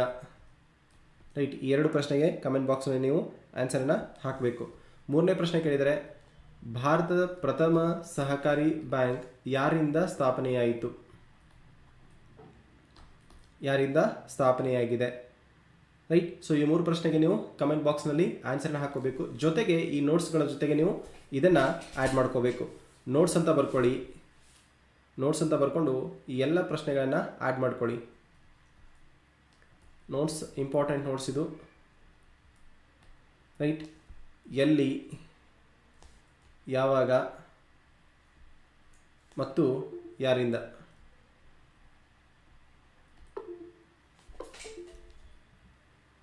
ಎಲ್ಲಿ, ಯಾವಾಗ ಮತ್ತು ಯಾರಿಂದ ಅನ್ನೋ ಅಂಶವನ್ನು ನೀವು ನೋಟ್ ಮಾಡ್ಕೋಬೇಕು. ರೈಟ್. ಸೊ ಪ್ರಪ್ರಥಮ ಬಾರಿಗೆ ಯಾವಾಗ ಅನ್ನೋದು ಇಂಪಾರ್ಟೆಂಟು. ಇದನ್ನು ಕೂಡ ರಿಪೀಟೆಡ್ ಆಗಿ ಪ್ರಶ್ನೆ ಕೇಳಿದರೆ. ಎಲ್ಲಿ ಅನ್ನೋದು ಕೂಡ ಕೇಳಿದರೆ. ಭಾರತದಲ್ಲಿ ಅನ್ನೋ ಇಂಪಾರ್ಟೆಂಟ್ ಪಾಯಿಂಟ್ಸನ್ನು ನೀವು ನೋಟ್ ಮಾಡ್ಕೋಬೇಕು. ಯಾರಿಂದ. ರೈಟ್. ಇದಕ್ಕೆ ನೀವು ಕಮೆಂಟ್ ಬಾಕ್ಸ್ನಲ್ಲಿ ಆನ್ಸರನ್ನು ಹಾಕಬೇಕು. ರೈಟ್. ಸೊ ಇಷ್ಟು ಅಂಶಗಳಿಗೆ ನೀವು ಕಮೆಂಟ್ ಬಾಕ್ಸ್ನಲ್ಲಿ ಆನ್ಸರನ್ನು ಹಾಕಬೇಕು. ಇಷ್ಟು ಮಾಡಿದ್ರಲ್ವಾ. ಸೊ ಇವತ್ತಿನ ಪ್ರಶ್ನೆಗಳ ಕಾರ್ಯಕ್ರಮ ಪ್ರಾರಂಭವಾಗುತ್ತೆ. So be ready for that. Right. So ನೀವು ಕಾಮೆಂಟ್ ಬಾಕ್ಸನ್ನು ಆನ್ಸರ್ ಹಾಕೋಷ್ಟರಲ್ಲಿ ಪ್ರಶ್ನೆಗಳನ್ನು ಕುರಿತು ಒಂದಿಷ್ಟು ಗ್ಲಾನ್ಸನ್ನು ಮಾಡೋಣ. ಎಕನಾಮಿಕ್ಸ್ ಸಂಬಂಧಪಟ್ಟಂಗೆ ಇಂಪಾರ್ಟೆಂಟ್ ಪ್ರಶ್ನೆಗಳಿದ್ದಾವೆ. ಎಲ್ಲ ಪ್ರಶ್ನೆಗಳನ್ನು ಎಕ್ಸಾಮ್ನಲ್ಲಿ ಕೇಳಿರೋ ಪ್ರಶ್ನೆಗಳಾಗಿದ್ದಾವೆ. ಇವುಗಳನ್ನು ನೀವು ಎಷ್ಟರ ಮಟ್ಟಿಗೆ ಆನ್ಸರ್ ಮಾಡ್ತೀರಾ ಅನ್ನೋದ್ರ ಮೇಲೆ ನಿಮ್ಮ ಎಕನಾಮಿಕ್ಸ್ ನಾಲೆಜ್ ತಿಳಿಯುತ್ತೆ. ರೈಟ್. ಸೊ ಟೆಸ್ಟ್ ಮಾಡೋಣ. ರೆಡಿ ಅಲ್ವಾ? ಸೊ ಫಸ್ಟ್ ಒನ್, ಒಂದನೇದು ಸರಿ ತಪ್ಪುಗಳನ್ನು ತಿಳಿಸ್ಬೇಕು. ಸರಿಯಾಗಿದ್ದರೆ ಟ್ರೂ ಅಂತ ಬರೀಬೇಕು, ತಪ್ಪಾಗಿದ್ದರೆ ಫಾಲ್ಸ್ ಅಂತ ಬರೀಬೇಕು. ಆ ಪ್ರಶ್ನೆಯನ್ನು ಹಾಕಿ ಒಂದರ ನಡುವೆ ಬರೆದು ಅದು ಟ್ರೂ ಅಥವಾ ಬರೀಬೇಕು ಅಥವಾ ಫಾಲ್ಸ್ ಆದರೂ ಬರೀಬೇಕು. So this is the rule. Right. So next 1ನೇ ಪ್ರಶ್ನೆ, ಭಾರತದಲ್ಲಿ ಕೃಷಿ ಆದಾಯವನ್ನು ಇನ್ಪುಟ್ ಆಧಾರದ ಮೇಲೆ, ಇನ್ಪುಟ್ ಪ್ರೊಡಕ್ಷನ್ ಆಧಾರದ ಮೇಲೆ ಅಳೆಯಲಾಗುತ್ತದೆ. ಇನ್ಪುಟ್, ಇದೇ ರೀತಿ ಪ್ರಶ್ನೆ ಬಂದಿದೆ. ಇನ್ಪುಟ್ ಆಧಾರದ ಮೇಲೆ ಭಾರತದ ಕೃಷಿ ಆದಾಯವನ್ನು ಅಳತೆ ಮಾಡಲಾಗುತ್ತದೆ ಅಂತ ಪ್ರಶ್ನೆಯನ್ನು ಕೇಳಿದರೆ ಇದಕ್ಕೆ ನೀವು ಕಾಮೆಂಟ್ ಬಾಕ್ಸ್ನಲ್ಲಿ ಟ್ರೂ ಆರ್ ಫಾಲ್ಸ್ ಅನ್ನೋದನ್ನು ಹಾಕಬೇಕು. ನೆಕ್ಸ್ಟು ಹಿಂದೂ ಬೆಳವಣಿಗೆ ದರ 4 ಸಲ ಈ ಪ್ರಶ್ನೆ ರಿಪೀಟೆಡ್ ಆಗಿದೆ. ಹಿಂದೂ ಬೆಳವಣಿಗೆ ದರ ಎಂಬ ಪರಿಕಲ್ಪನೆಯನ್ನು ಮೊದಲ ಬಾರಿಗೆ ನೀಡಿದವರು ಎ.ಕೆ. ಸೇನ್ ಮತ್ತು ರಾಧಾಕೃಷ್ಣ. ಸರಿನಾ ತಪ್ಪು ಅನ್ನೋದನ್ನು ನೀವು ಕಮೆಂಟ್ ಬಾಕ್ಸ್ನಲ್ಲಿ ಆನ್ಸರನ್ನು ಹಾಕಬೇಕು. ಮೂರನೇ ಪ್ರಶ್ನೆ, ಡೆಪ್ರಿಷಿಯೇಷನ್ ಅಂದರೆ GNP ಮೈನಸ್ GDP. ಸರಿನಾ ತಪ್ಪು ಅನ್ನೋದನ್ನು ಕಮೆಂಟ್ ಬಾಕ್ಸನ್ನು ಹಾಕಬೇಕು. ನಾವು ಇದ್ರ ಬಗ್ಗೆ ಒಂದೇದು ತುಂಬ ಚೆನ್ನಾಗಿ ಅಧ್ಯಯನವನ್ನು ಮಾಡಿದ್ದೇವೆ. ರೈಟ್. ಸೊ ನೆಕ್ಸ್ಟ್ ಬರ್ತಕ್ಕಂಥದ್ದು NNP ಅಂದರೆ ಏನು? GDP plus depreciation is equal to NNP. ಇದು ಸರಿನಾ ತಪ್ಪು ಅನ್ನೋದನ್ನು ಕಮೆಂಟ್ ಬಾಕ್ಸ್ನಲ್ಲಿ ಆನ್ಸರ್ನ ಹಾಕಬೇಕು. ಇದೇ ರೀತಿ ಆಪ್ಷನ್ಸನ್ನು ಕೊಟ್ಟಿದ್ದಾರೆ. ರೈಟ್. ಸೊ ನೆಕ್ಸ್ಟು GDP ಅಂದರೆ ಏನು? GDP NDP plus depreciation is equal to GDP. ಇದು ಸರಿನಾ ತಪ್ಪು ಅನ್ನೋದನ್ನು ಕಮೆಂಟ್ ಬಾಕ್ಸ್ನಲ್ಲಿ ಹಾಕಬೇಕು. ರೈಟ್. 6ನೇ ಪ್ರಶ್ನೆ, ಭಾರತದ ರಾಷ್ಟ್ರೀಯ ಆದಾಯಕ್ಕೆ ಚತುರ್ಥ ವಲಯ ಅತಿ ಹೆಚ್ಚಿನ ಕೊಡುಗೆಯನ್ನು ನೀಡಿದೆ. ಚತುರ್ಥ ವಲಯ ಅಂದರೆ ನಿಮ್ಗೆ ಆಲ್ರೆಡಿ ಹೇಳಿದ್ದೇನೆ ಎಷ್ಟು ವಲಯಗಳು ಬರ್ತವೆ ಅಂತ ಹೇಳಿ. ಸೊ ಚತುರ್ಥ ವಲಯ ಅಂದರೆ ಯಾವುದು ಕೂಡ ನಿಮ್ಗೆ ಗೊತ್ತಿರಬೇಕು. ಇದು ಸರಿನಾ ತಪ್ಪು ಅನ್ನೋದನ್ನು ನೀವು ನಂಬರ್ನ ಬರೆದು ಆ ನಂಬರ್ ಮುಂದೆ ಆನ್ಸರ್ನ ಹಾಕಬೇಕು. ಭಾರತದ ರಾಷ್ಟ್ರೀಯ ಆದಾಯವನ್ನು ನ್ಯಾಷನಲ್ ಸ್ಟ್ಯಾಟಿಸ್ಟಿಕಲ್ ಇನ್ಸ್ಟಿಟ್ಯೂಟ್ ಬಿಡುಗಡೆ ಮಾಡುತ್ತದೆ. ಇಂಪಾರ್ಟೆಂಟು. NSO ಕರೆಕ್ಟಾ ಇದು ಅನ್ನೋದನ್ನು ಕಮೆಂಟ್ ಬಾಕ್ಸ್ನಲ್ಲಿ ಆನ್ಸರನ್ನು ಹಾಕಬೇಕು. ರೈಟ್. ಸೊ ನೆಕ್ಸ್ಟ್ ಬರ್ತಕ್ಕಂಥದ್ದು ಭಾರತದ ರಾಷ್ಟ್ರೀಯ ಆದಾಯವನ್ನು ಅಳತೆ ಮಾಡಲು 2001ನೇ ವರ್ಷವನ್ನು ಮೂಲ ವರ್ಷವಾಗಿ ಬಳಸಲಾಗಿತ್ತು. ಯಾವಾಗ? 2000 ಮತ್ತು 2001ನೇ ವರ್ಷವನ್ನು. ಸರಿನಾ ತಪ್ಪು ಅನ್ನೋದನ್ನು ಕಮೆಂಟ್ ಬಾಕ್ಸ್ ಆನ್ಸರ್ನ ಹಾಕಿ. ಹಿಂದೂ ಬೆಳವಣಿಗೆ ದರ ಎಂಬ ಪರಿಕಲ್ಪನೆಯು ರಾಷ್ಟ್ರೀಯ ಆದಾಯಕ್ಕೆ ಸಂಬಂಧಿಸಿದೆ. ಇದು ಕರೆಕ್ಟ್ ಇದೆಯಾ? ನಿಮಗೆ 4 ಸಲ ಕ್ವಶನನ್ನು ಕೇಳಿದ್ದಾರೆ ಅಂತ ಹೇಳಿದೆ. ಸೊ ಬೇರೆ ಬೇರೆ ರೀತಿಯಾಗಿ ಅದೇ ಪ್ರಶ್ನೆಯನ್ನು ರಿಪೀಟ್ ಮಾಡಿದ್ದಾರೆ. ಭಾರತದಲ್ಲಿ ತೃತೀಯ ವಲಯವು ಸಂಚಾರ ವ್ಯವಸ್ಥೆಯನ್ನು, ಮೀನುಗಾರಿಕೆ, ಹಣಕಾಸು, ರಿಯಲ್ ಎಸ್ಟೇಟನ್ನು ಒಳಗೊಂಡಿದೆ. 10ನೇ ಪ್ರಶ್ನೆ. ನೆಕ್ಸ್ಟು ಹಿಂದೂ ಬೆಳವಣಿಗೆ ದರ ಎಂಬ ಪರಿಕಲ್ಪನೆಯು GDPಗೆ ಸಂಬಂಧಿಸಿದೆ. ರೈಟ್. ಸೊ 11 ಪ್ರಶ್ನೆಗಳಿದ್ದಾವೆ. 11 ಪ್ರಶ್ನೆಗಳಿಗೆ ಕಮೆಂಟ್ ಬಾಕ್ಸ್ನಲ್ಲಿ ಎಲ್ಲರೂ ಆನ್ಸರ್ನ ಹಾಕಬೇಕು. ರೈಟ್. ಸೊ 1ನೇ ಪ್ರಶ್ನೆಗೆ ಆನ್ಸರ್ ನೋಡೋಣ. 1ನೇದು, ಭಾರತದಲ್ಲಿ ಕೃಷಿ ಆದಾಯವನ್ನು ಇನ್ಪುಟ್ ಆಧಾರದ ಮೇಲೆ ಅಳೆಯಲಾಗುತ್ತಂತಿದೆ. ಎಲ್ಲರೂ ಪಾರ್ಟಿಸಿಪೇಟ್ ಮಾಡಬೇಕು. ನಿಮ್ಮ ಎಕನಾಮಿಕ್ ನಾಲೆಜ್ ಎಷ್ಟಿದೆ ಅಂತ ಇದ್ರ ಮೇಲೆ ಗೊತ್ತಾಗತ್ತೆ. ರೈಟ್. ಎಲ್ಲ ರಿಪೀಟೆಡ್ ಪ್ರಶ್ನೆಗಳಿದ್ದಾವೆ. ಒಂದೊಂದಕ್ಕೆ ಯಾರನ್ನು ಆನ್ಸರ್ ಮಾಡಿದರೆ ಅಂತ ನೋಡೋಣ. ವೆಂಕಟೇಶ್ 1ನೇದು ಫಾಲ್ಸ್ ಅಂತ ಹೇಳ್ತಾ ಇದ್ದಾರೆ. ಲಕ್ಷ್ಮಿ 1ನೇದು ಫಾಲ್ಸು. ರೈಟ್. ಲಿಖಿಗೌಡ 4ನೇದು ಟ್ರೂ ಅಂತ ಹೇಳ್ತಾ ಇದ್ದಾರೆ. ಸೊ 1, 2, 3, 4 ನೀವು ಎಲ್ಲವನ್ನ ಕಮೆಂಟ್ ಬಾಕ್ಸಲ್ಲಿ ಆನ್ಸರ್ನ ಹಾಕಬೇಕು. ಟ್ರೂ ಆದರೂ ಹಾಕಬೇಕು ಅಥವಾ ಫಾಲ್ಸ್ ಆದರೂ ಹಾಕಬೇಕು. You have to try it. Right. ಕೃಷಿ ಆದಾಯವನ್ನು ಇನ್ಪುಟ್ ಅಲ್ಲ ಔಟ್ಪುಟ್ ಆಧಾರದ ಮೇಲೆ ಅಳತೆ ಮಾಡಲಾಗುತ್ತೆ. ಅಂದರೆ ಎಷ್ಟು ಕೃಷಿ ಉತ್ಪನ್ನ ಆಗಿದೆ ಅನ್ನೋದ್ರ ಮೇಲೆ, ಔಟ್ಪುಟ್ ಪ್ರೊಡಕ್ಷನ್ ಆಧಾರದ ಮೇಲೆ ಇದನ್ನು ಅಳತೆ ಮಾಡಲಾಗುತ್ತೆ. So this is falls.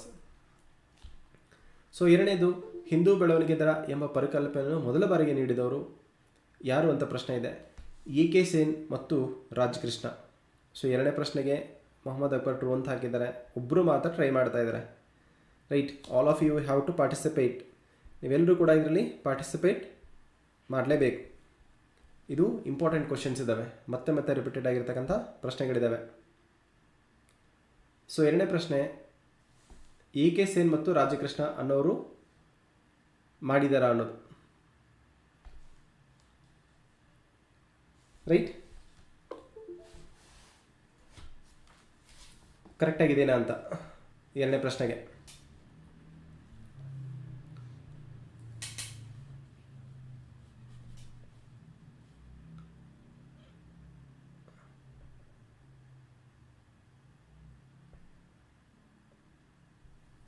Clear ಕೇಳಿಸ್ತಾ ಇದೆ ಅಲ್ವಾ?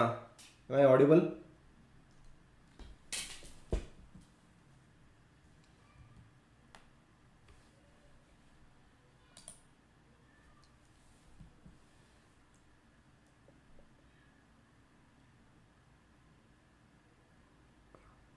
ಕೇಳಿಸ್ತಾ ಇದೆ ಅಲ್ವಾ?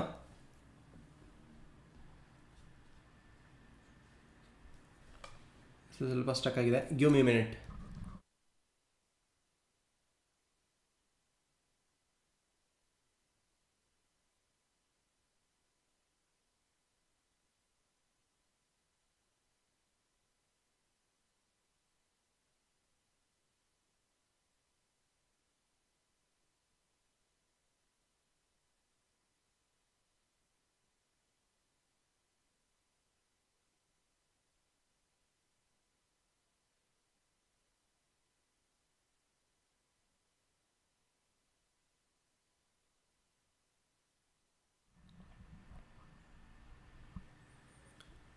Right.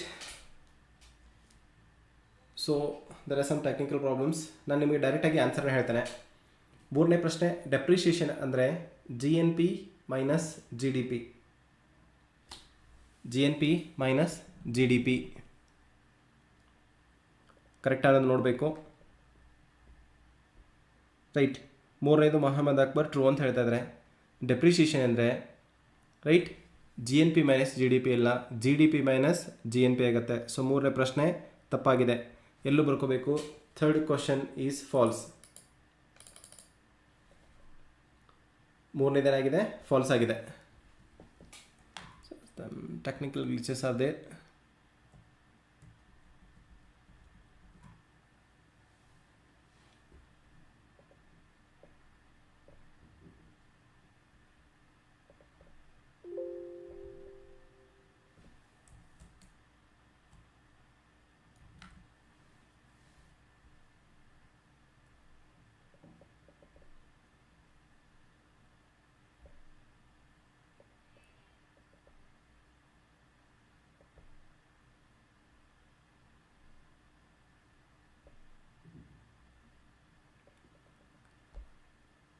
Right, so give me a few minutes, we'll fix it.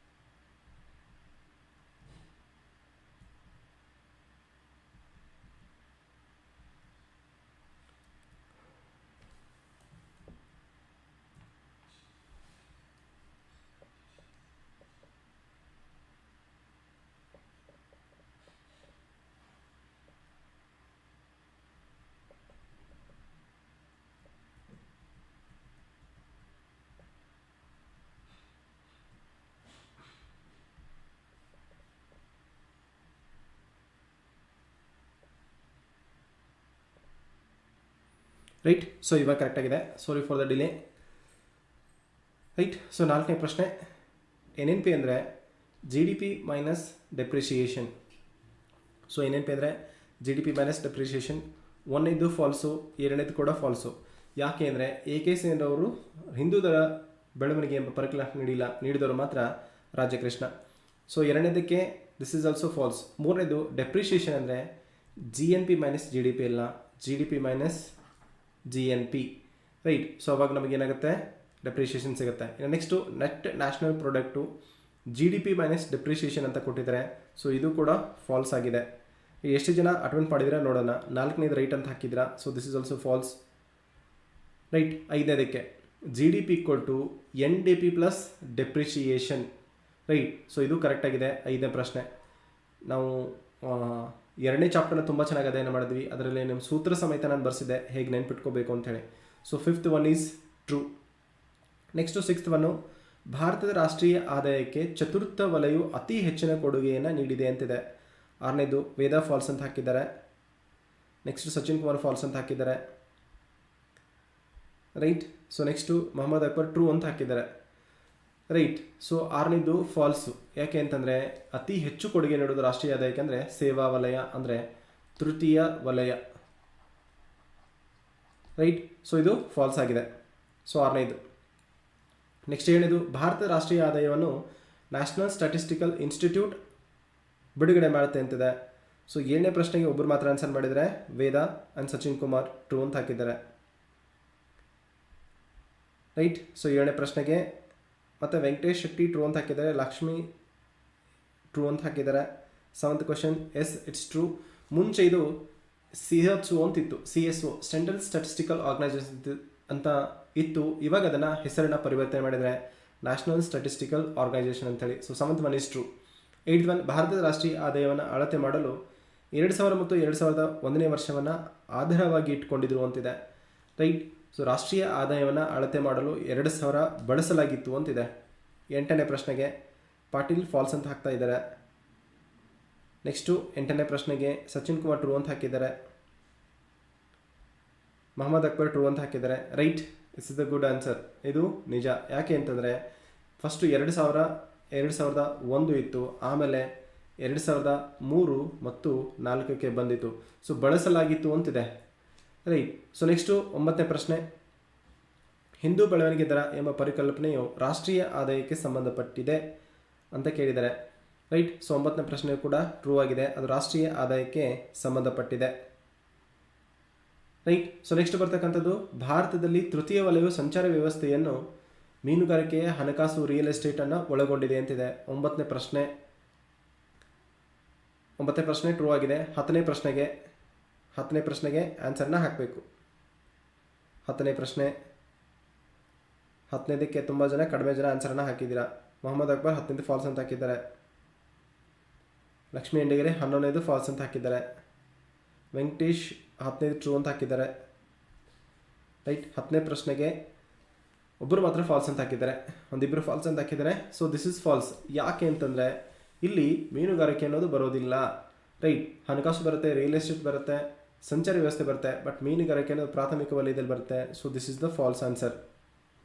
ಇನ್ನು 11ನೇದು, ಹಿಂದೂ ಬೆಳವಣಿಗೆ ದರ ಪರಿಕಲ್ಪನೆಯು GDPಗೆ ಸಂಬಂಧಿಸಿದೆ. ಇದು ಕೂಡ ಕರೆಕ್ಟ್ ಆಗಿದೆ. So 11th one is also true. ರಾಷ್ಟ್ರೀಯ ಆದಾಯ ಯಾವುದರ ಮೂಲಕ ಅಧ್ಯಯನ ಮಾಡ್ತೀವಿ ಅಂದರೆ GDP ಮೂಲಕ ನಾವು ಅಧ್ಯಯನ ಮಾಡ್ತೀವಿ. ಸೊ ಇಂಡೈರೆಕ್ಟಾಗಿ ಅದನ್ನು ಪ್ರಶ್ನೆಯನ್ನು ಟ್ವಿಸ್ಟ್ ಮಾಡಿ ಕೇಳಿದ್ದಾರೆ. Right. So this is also true. Right. 11ನೇದು ಟ್ರೂ ಆಗಿದೆ. ನೆಕ್ಸ್ಟ್ ಬರ್ತಕ್ಕಂಥದ್ದು ಏನು ಅಂತಂದರೆ ಮತ್ತೆ 11 ಪ್ರಶ್ನೆಗಳಿದ್ದಾವೆ. ಇಂಪಾರ್ಟೆಂಟ್ ಕ್ವಶನ್ಸ್ ಇವೆಲ್ಲವನ್ನೂ ಕೂಡ ನೀವು ಅಟೆಂಪ್ಟ್ ಮಾಡಲೇಬೇಕು. ಸೊ ಮತ್ತೆ 1ರಿಂದ ಬರೋಣ. ಬೇಡ, 11, 12 ಅಂತ ಹಾಕೊಂಬಿಡಿ. 11, 12, 13, 14, 15, 16, 17, 18, 19, 20, 21. ಸೊ 21 ಕ್ವಶನ್ಸ್ ಇದ್ದಾವೆ ಟೋಟಲು. ಸೊ 11th ಒನ್ನಿಂದ ಸ್ಟಾರ್ಟ್ ಮಾಡೋಣ. ರೈಟ್. ಸೊ 11ನೇ ಪ್ರಶ್ನೆ, ಭಾರತದಲ್ಲಿ ತಲಾದಾಯವನ್ನು ಅಳತೆ ಮಾಡಿದ ಮೊದಲ ವ್ಯಕ್ತಿ VKRV ರಾವ್. ಸೊ 11ನೇ ಟ್ರೂನ ಫಾಲ್ಸ್ ಅನ್ನೋದ್ರೆ ಕಮೆಂಟ್ ಬಾಕ್ಸಲ್ಲಿ ಆನ್ಸರ್ ಹಾಕಬೇಕು. ರೈಟ್. ನೀವು ಹೊಸ ಸ್ಲೈಡ್ಸ್ನಲ್ಲಿ ಎಲ್ಲ ಪ್ರಶ್ನೆಗಳು ಇಂಪಾರ್ಟೆಂಟು. ಆ ಕಡೆ 11, ಈ ಕಡೆ 11. ನಾವು ಇದನ್ನು 11 ಅಂತ ಕನ್ಸಿಡರ್ ಮಾಡ್ಕೊಂಡು ಸ್ಟಾರ್ಟ್ ಮಾಡೋಣ. 11ನೇ ಪ್ರಶ್ನೆ, ಭಾರತದಲ್ಲಿ ತಲಾದಾಯವನ್ನು ಅಳತೆ ಮಾಡಿದ ಮೊದಲ ವ್ಯಕ್ತಿ VKRV ರಾವ್. ಸರಿನಾ ತಪ್ಪು ಅನ್ನೋದನ್ನು ನೀವು ಕಮೆಂಟ್ ಬಾಕ್ಸಲ್ಲಿ ಆನ್ಸರ್ನ ಹಾಕಬೇಕು. 2ನೇದು, ಸಂಪತ್ತಿನ ಸೋರಿಕೆ ಸಿದ್ಧಾಂತವನ್ನು ಮೊದಲ ಬಾರಿಗೆ ಮಂಡಿಸಿದವರು ದಾದಾಬಾಯಿ ನವರೋಜಿ. NNP ಒಂದು ದೇಶ ನಿಜವಾದ ಅಭಿವೃದ್ಧಿಯನ್ನು ತೋರಿಸುತ್ತದೆ. 3ನೇ ಪ್ರಶ್ನೆ. 4ನೇ ಪ್ರಶ್ನೆ, ಕಳೆದ 10 ದಶಕದಲ್ಲಿ ಭಾರತದ GDPಯು 10 ಪಟ್ಟು ಹೆಚ್ಚಾಗಿದೆ. ಇನ್ನು ಮೂಲ ಕೈಗಾರಿಕೆಗಳು ಅಥವಾ ಬೇಸಿಕ್ ಕೈಗಾರಿಕೆಗಳನ್ನು ಬಿಟ್ಟು ಬೃಹತ್ ಕೈಗಾರಿಕೆಗಳಿಗೆ ಹಾಗೂ ಮೂಲ ಸೌಕರ್ಯಗಳ ನಿರ್ಮಾಣಕ್ಕೆ ಆದ್ಯತೆ ನೀಡಿದ ಯೋಜನೆ ನಬಾರ್ಡ್. ಆದ್ಯತೆ ನೀಡಿದ ಯೋಜನೆ ಯಾವುದು ಅಂತಂದರೆ 6ನೇ ಪಂಚವಾರ್ಷಿಕ ಯೋಜನೆ. ಈ 6ನೇ ಪಂಚವಾರ್ಷಿಕ ಯೋಜನೆಯಲ್ಲೇ ನಬಾರ್ಡ್ ಸ್ಥಾಪನೆ ಆಯಿತು. ನಿಮಗೆ ಒಂದು ಸೂತ್ರ ಹೇಳಿದೆ ನಾನು. ಇಲ್ಲಿ ನಬಾರ್ಡ್ನಲ್ಲಿ 6 ವರ್ಡ್ಸ್ ಇದ್ದಾವೆ. ಅದೇ ರೀತಿ 6ನೇ ಪಂಚವಾರ್ಷಿಕ ಯೋಜನೆಯಲ್ಲಿ ಇದನ್ನು ಸ್ಥಾಪನೆ ಮಾಡಿದ್ದಾರೆ ಅಂತ ಹೇಳಿ. ರೈಟ್. ಸೊ 11ನೇ ಪ್ರಶ್ನೆಗೆ ಎಲ್ಲರೂ ಮತ್ತೆ ಟ್ರೈ ಮಾಡಬೇಕು, 11ರಿಂದ ಹಿಡ್ಕೊಂಡು. ನೆಕ್ಸ್ಟು, ಸ್ವಸಹಾಯ ಸಂಘಗಳು ಇವು ಸರ್ವರನ್ನು ಒಳಗೊಂಡ ಅಭಿವೃದ್ಧಿಗೆ ಅಂದರೆ ಇನ್ಕ್ಲೂಸಿವ್ ಗ್ರೋತ್ ಅಂತ ಕರೀತಾರೆ. ಅದಕ್ಕೆ ಇನ್ಕ್ಲೂಸಿವ್ ಗ್ರೋತು. ಯೋಜನಾ ಆಯೋಗವನ್ನು ತೆಗೆದುಹಾಕಿದ ರಾಷ್ಟ್ರಪತಿ ಅಂದರೆ ನರೇಂದ್ರ ಮೋದಿ. 2014 ಜನವರಿ 1ರಂದು ನೀತಿ ಆಯೋಗ ಜಾರಿಗೆ ಬಂದಿತ್ತು. ಬಂಡವಾಳ ಹೆಚ್ಚಳ ಎಂದರೆ ಅನಿರ್ದಿಷ್ಟ ಕಾರಣಗಳಿಂದ ಉಂಟಾಗ್ತಕ್ಕಂಥದ್ದು. ಇನ್ನು 2ನೇ ಪಂಚವಾರ್ಷಿಕ ಯೋಜನೆ ಕೈಗಾರಿಕೆಗೆ ಮಾತ್ರವೇ ಆದ್ಯತೆ ನೀಡಿದ್ದು ಇದು PC ಮಹಲೋಬಿನಿಸಾ ಮಾದರಿಯನ್ನು ಅನುಸರಿಸಿದೆ. ಲಾಸ್ಟ್ ಒನ್, 21th ಕ್ವಶನ್, ಬಡತನ ನಿವಾರಣೆಯನ್ನು ತನ್ನ ಗುರಿಯಾಗಿಸಿದ ಮೊಟ್ಟ ಮೊದಲ ಪಂಚವಾರ್ಷಿಕ ಯೋಜನೆ ಎಂದರೆ ಮೊದಲನೇ ಪಂಚವಾರ್ಷಿಕ ಯೋಜನೆಯಾಗಿದೆ. ರೈಟ್. ಸೊ ಇಷ್ಟು ಕಮೆಂಟ್ಸ್ ಬಾಕ್ಸ್ನಲ್ಲಿ ನೀವು ಆನ್ಸರನ್ನು ಹಾಕಬೇಕು. ಸೊ ನೆಕ್ಸ್ಟ್ ನೋಡೋಣ. 11ನೇದು ಪ್ರಕಾಶ್ ಫಾಲ್ಸ್ ಅಂತ ಹಾಕಿದರೆ ಮೊಟ್ಟ ಮೊದಲನೇದಾಗಿ ಅಳತೆ ಮಾಡಿದ ವ್ಯಕ್ತಿ ಯಾರು ಅಂತ ಹೇಳಿ. ರೈಟ್. 11ನೇದು ಕ್ವಶನ್ ನಂಬರ್. ಸೆಕೆಂಡ್ ಸ್ಲೈಡ್ನಲ್ಲಿ 11ನೇ ಪ್ರಶ್ನೆ ಇದು ಫಾಲ್ಸ್ ಆಗಿದೆ. ಯಾಕೆಂದರೆ ನಿಮಗೆ ಗೊತ್ತು, ಮೊದಲ ಬಾರಿಗೆ ಅಳತೆ ಮಾಡಿದ ವ್ಯಕ್ತಿ ಇವರಲ್ಲ ಅಂಥೇಳಿ. ರೈಟ್. 12ನೇದು, ಸಂಪತ್ತಿನ ಸೋರಿಕೆ ಸಿದ್ಧಾಂತವನ್ನು ಮೊದಲ ಬಾರಿಗೆ ಮಂಡಿಸಿದವರು ದಾದಾಬಾಯಿ ನವರೋಜಿ. 12ನೇದು ಶಶಿಕಲಾ ಟ್ರೂ ಹಾಕಿದ್ದಾರೆ, ಪ್ರದೀಪ್ ಟ್ರೂ ಹಾಕಿದ್ದಾರೆ, ಬೀರ್ಲಿಂಗ ಟ್ರೂ ಹಾಕಿದ್ದಾರೆ, ವೇದ ಟ್ರೂ ಹಾಕಿದ್ದಾರೆ. So this is the true answer. ಇನ್ನು 13 NNP ಒಂದು ದೇಶದ ನಿಜವಾದ ಅಭಿವೃದ್ಧಿಯನ್ನು ತೋರಿಸುತ್ತದೆ ಅಂತಿದೆ. ಪಾಟೀಲ್ ಟ್ರೂ ಅಂತ ಹಾಕಿದ್ದಾರೆ, ಸಚಿನ್ ಕುಮಾರ್ ಫಾಲ್ಸ್ ಅಂತ ಹಾಕಿದ್ದಾರೆ, ದೆನ್ ಶಶಿಕಲಾ ಫಾಲ್ಸ್ ಅಂತ ಹಾಕಿದ್ದಾರೆ, ರೈಟ್. ವೇದ ಟ್ರೂ ಅಂತ ಹಾಕಿದ್ದಾರೆ. This is true. ನಾನು ನಿಮಗೆ ಬರೆಸಿದ್ದೆ ನೋಟ್ಸಲ್ಲಿ. ನಿಜವಾದ ದೇಶದ ಅಭಿವೃದ್ಧಿಯನ್ನು ತೋರಿಸೋದು ಯಾವುದು ಅಂತಂದರೆ NNP. ಇನ್ನು 14ನೇ ಪ್ರಶ್ನೆ, ಕಳೆದ 10 ವರ್ಷದಲ್ಲಿ ಭಾರತದ GDPಯು 10 ಪಟ್ಟು ಹೆಚ್ಚಾಗಿದೆ ಅಂತೇಳಿ, ರೈಟ್. 14ನೇ ಪ್ರಶ್ನೆಗೆ ಕಮೆಂಟ್ ಬಾಕ್ಸಲ್ಲಿ ಆನ್ಸರ್ನ ಹಾಕಬೇಕು, ಇಂಪಾರ್ಟೆಂಟು. 14ನೇದು ಟ್ರೂ ಅಂತ ಹಾಕಿದ್ದಾರೆ. Lakshmi Prakash false, Veda false, right. So this is the false. 10 ಪಟ್ಟು ಹೆಚ್ಚಾಗೋಕ್ಕೆ ಸಾಧ್ಯ ಇಲ್ಲ.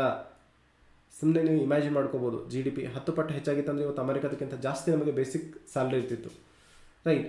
ಸೊ ನೆಕ್ಸ್ಟು 5ನೇ ಪ್ರಶ್ನೆಗೆ 15ನೇ ಪ್ರಶ್ನೆಗೆ ಬೇಸಿಕ್ ಕೈಗಾರಿಕೆಗಳನ್ನು ಹೊರತುಪಡಿಸಿ ಮೂಲ ಸೌಕರ್ಯಗಳಿಗೆ ನಿರ್ಮಾಣಕ್ಕೆ ಆದ್ಯತೆ ನೀಡಿದ ಯೋಜನೆ ಅಂದರೆ 6ನೇ ಪಂಚವಾರ್ಷಿಕ ಯೋಜನೆ ಆಗಿದೆ. ಪ್ರಕಾಶ್ 15 ಫಾಲ್ಸ್ ಅಂತ ಹಾಕಿದರೆ, ಲಕ್ಷ್ಮಿ 15 ಟ್ರೂ ಅಂತ ಹಾಕಿದರೆ, ಪಾಟೀಲ್ 15 ಫಾಲ್ಸ್ ಅಂತ ಹಾಕಿದರೆ, ರೈಟ್. ಸೊ 15 ಏನಿದೆ ಅಂತಂದರೆ ವೇದ ಟ್ರೂ ಅಂತ ಹಾಕಿದರೆ, ಇದು 15ನೇದು ಟ್ರೂ ಆಗಿದೆ. ನೆಕ್ಸ್ಟು ಸ್ವಸಹಾಯ ಸಂಘಗಳು ಅಂದರೆ ಮೂಲ ಸೌಕರ್ಯಗಳಿಗೆ ಆದ್ಯತೆ ನೀಡಿದ ಯೋಜನೆ ಅಂದರೆ 6ನೇ ಪಂಚವಾರ್ಷಿಕ ಯೋಜನೆ. ಇದನ್ನು ನೆನ್ಪಿಟ್ಕೊಂಬಿಡಿ. ಮೂಲ ಸೌಕರ್ಯಗಳಿಗೆ ಅತಿ ಹೆಚ್ಚು ಆದ್ಯತೆ ನೀಡಿತ್ತು. ಸೊ ಅದಕ್ಕೋಸ್ಕರ ನಾವು ನಬಾರ್ಡನ್ನು ಸ್ಥಾಪನೆ ಮಾಡ್ತೀವಿ, ಕೃಷಿ ಕ್ಷೇತ್ರದಲ್ಲಿ ಮೂಲ ಸೌಕರ್ಯಗಳನ್ನು ಸೃಷ್ಟಿ ಮಾಡಬೇಕು ಅಂಥೇಳಿ. ಇನ್ನು ಸ್ವಸಹಾಯ ಸಂಘಗಳು ಸರ್ವರನ್ನು ಒಳಗೊಂಡ ಅಭಿವೃದ್ಧಿಗೆ ಪೂರಕವಾಗಿವೆ. 16ನೇದು ಕರೆಕ್ಟಾಗಿದೆ. ಯಾಕೆಂದರೆ ಎಲ್ಲರಿಗೂ ಕೂಡ ಸಾಲ ಸೌಲಭ್ಯವನ್ನು ಒದಗಿಸ್ತವೆ ಸ್ವಸಹಾಯ ಸಂಘಗಳು. ನೆಕ್ಸ್ಟು 17ನೇ ಪ್ರಶ್ನೆ, ಯೋಜನಾ ಆಯೋಗವನ್ನು ತೆಗೆದುಹಾಕಿದ ರಾಷ್ಟ್ರಪತಿ ಎಂದರೆ ಅಂತ ಪ್ರಶ್ನೆ ಇದೆ. ಲಿಖಿ 17 ಟ್ರೂ ಅಂತ ಹಾಕಿದ್ದಾರೆ, ಪ್ರಕಾಶ್ 17 ಟ್ರೂ ಅಂತ ಹಾಕಿದ್ದಾರೆ, ರೈಟ್. ವೇದ 17 ಫಾಲ್ಸ್ ಅಂತ ಹಾಕಿದ್ದಾರೆ. ಸೊ ಅಗೈನ್ 17 ಲಕ್ಷ್ಮೀ ಇಂಡಿಗರಿ ಟ್ರೂ ಅಂತ ಹಾಕಿದ್ದಾರೆ. So this is the false answer.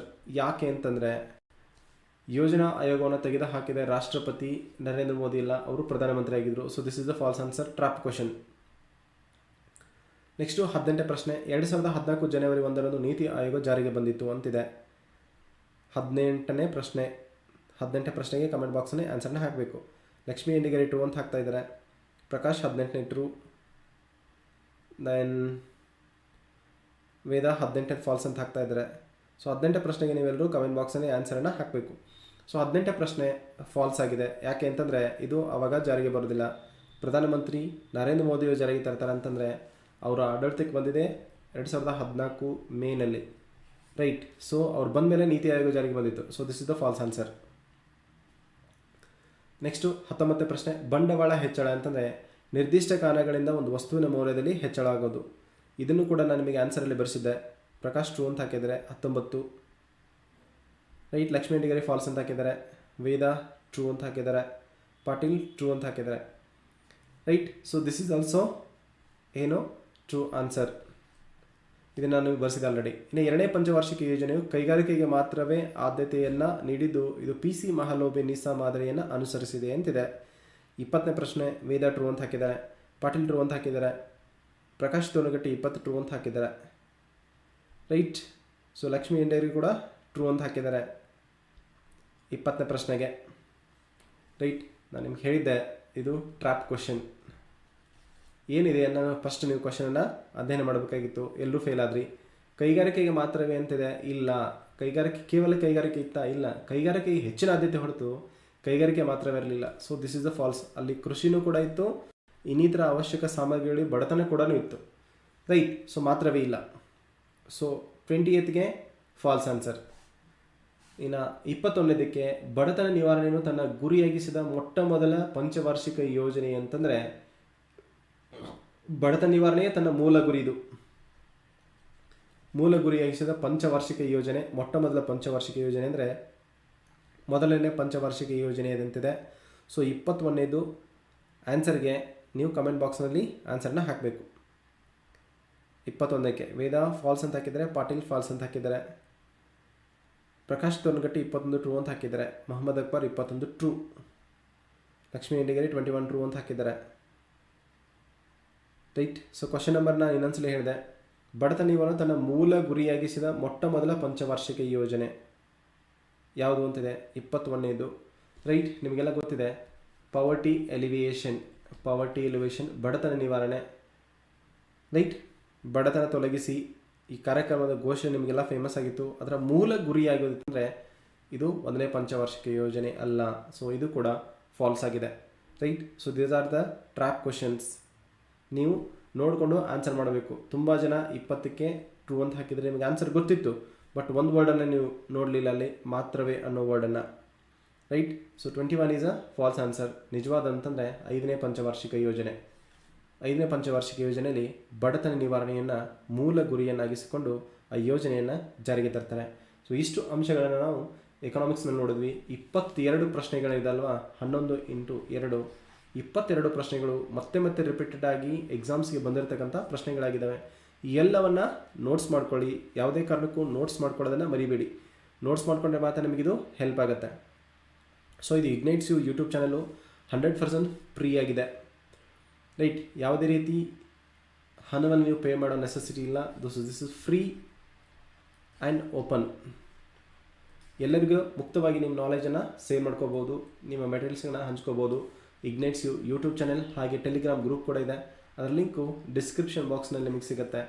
ಇಗ್ನೈಟ್ಸ್ you ಅಂತ ನೀವು ಸರ್ಚ್ ಮಾಡಿದ್ರೆ ಸಿಗುತ್ತೆ. Ignites you. So this is all about our YouTube channel. Video like ಆಗಿದ್ದರೆ ಒಂದು ಲೈಕ್ ಬಟನನ್ನು ಹಿಟ್ ಮಾಡಿ, ಹಾಗೆ ಶೇರ್ ಮಾಡಿ, ಸಬ್ಸ್ಕ್ರೈಬ್ ಮಾಡಿ, ಸಪೋರ್ಟ್ ಮಾಡಿ. So this is all about today's economics class. Thank you all. ನಾಳೆ ಬೆಳಗ್ಗೆ ಲೈವ್ ತರಗತಿ ಇರೋದಿಲ್ಲ, ಮತ್ತು ಸಾಯಂಕಾಲ ನಿಮಗೆ 9:30ಕ್ಕೆ GK ಕ್ಲಾಸ್ ಇರುತ್ತೆ. ರೈಟ್. ಸೊ ನಾಳೆ ಸಾಯಂಕಾಲ GK ಕ್ಲಾಸ್ ಇರುತ್ತೆ, ಮತ್ತೆ ಅಲ್ಲಿ ಮೀಟ್ ಮಾಡೋಣ. ಎಲ್ರಿಗೂ ಒಳ್ಳೆಯದಾಗಲಿ. ಶುಭರಾತ್ರಿ.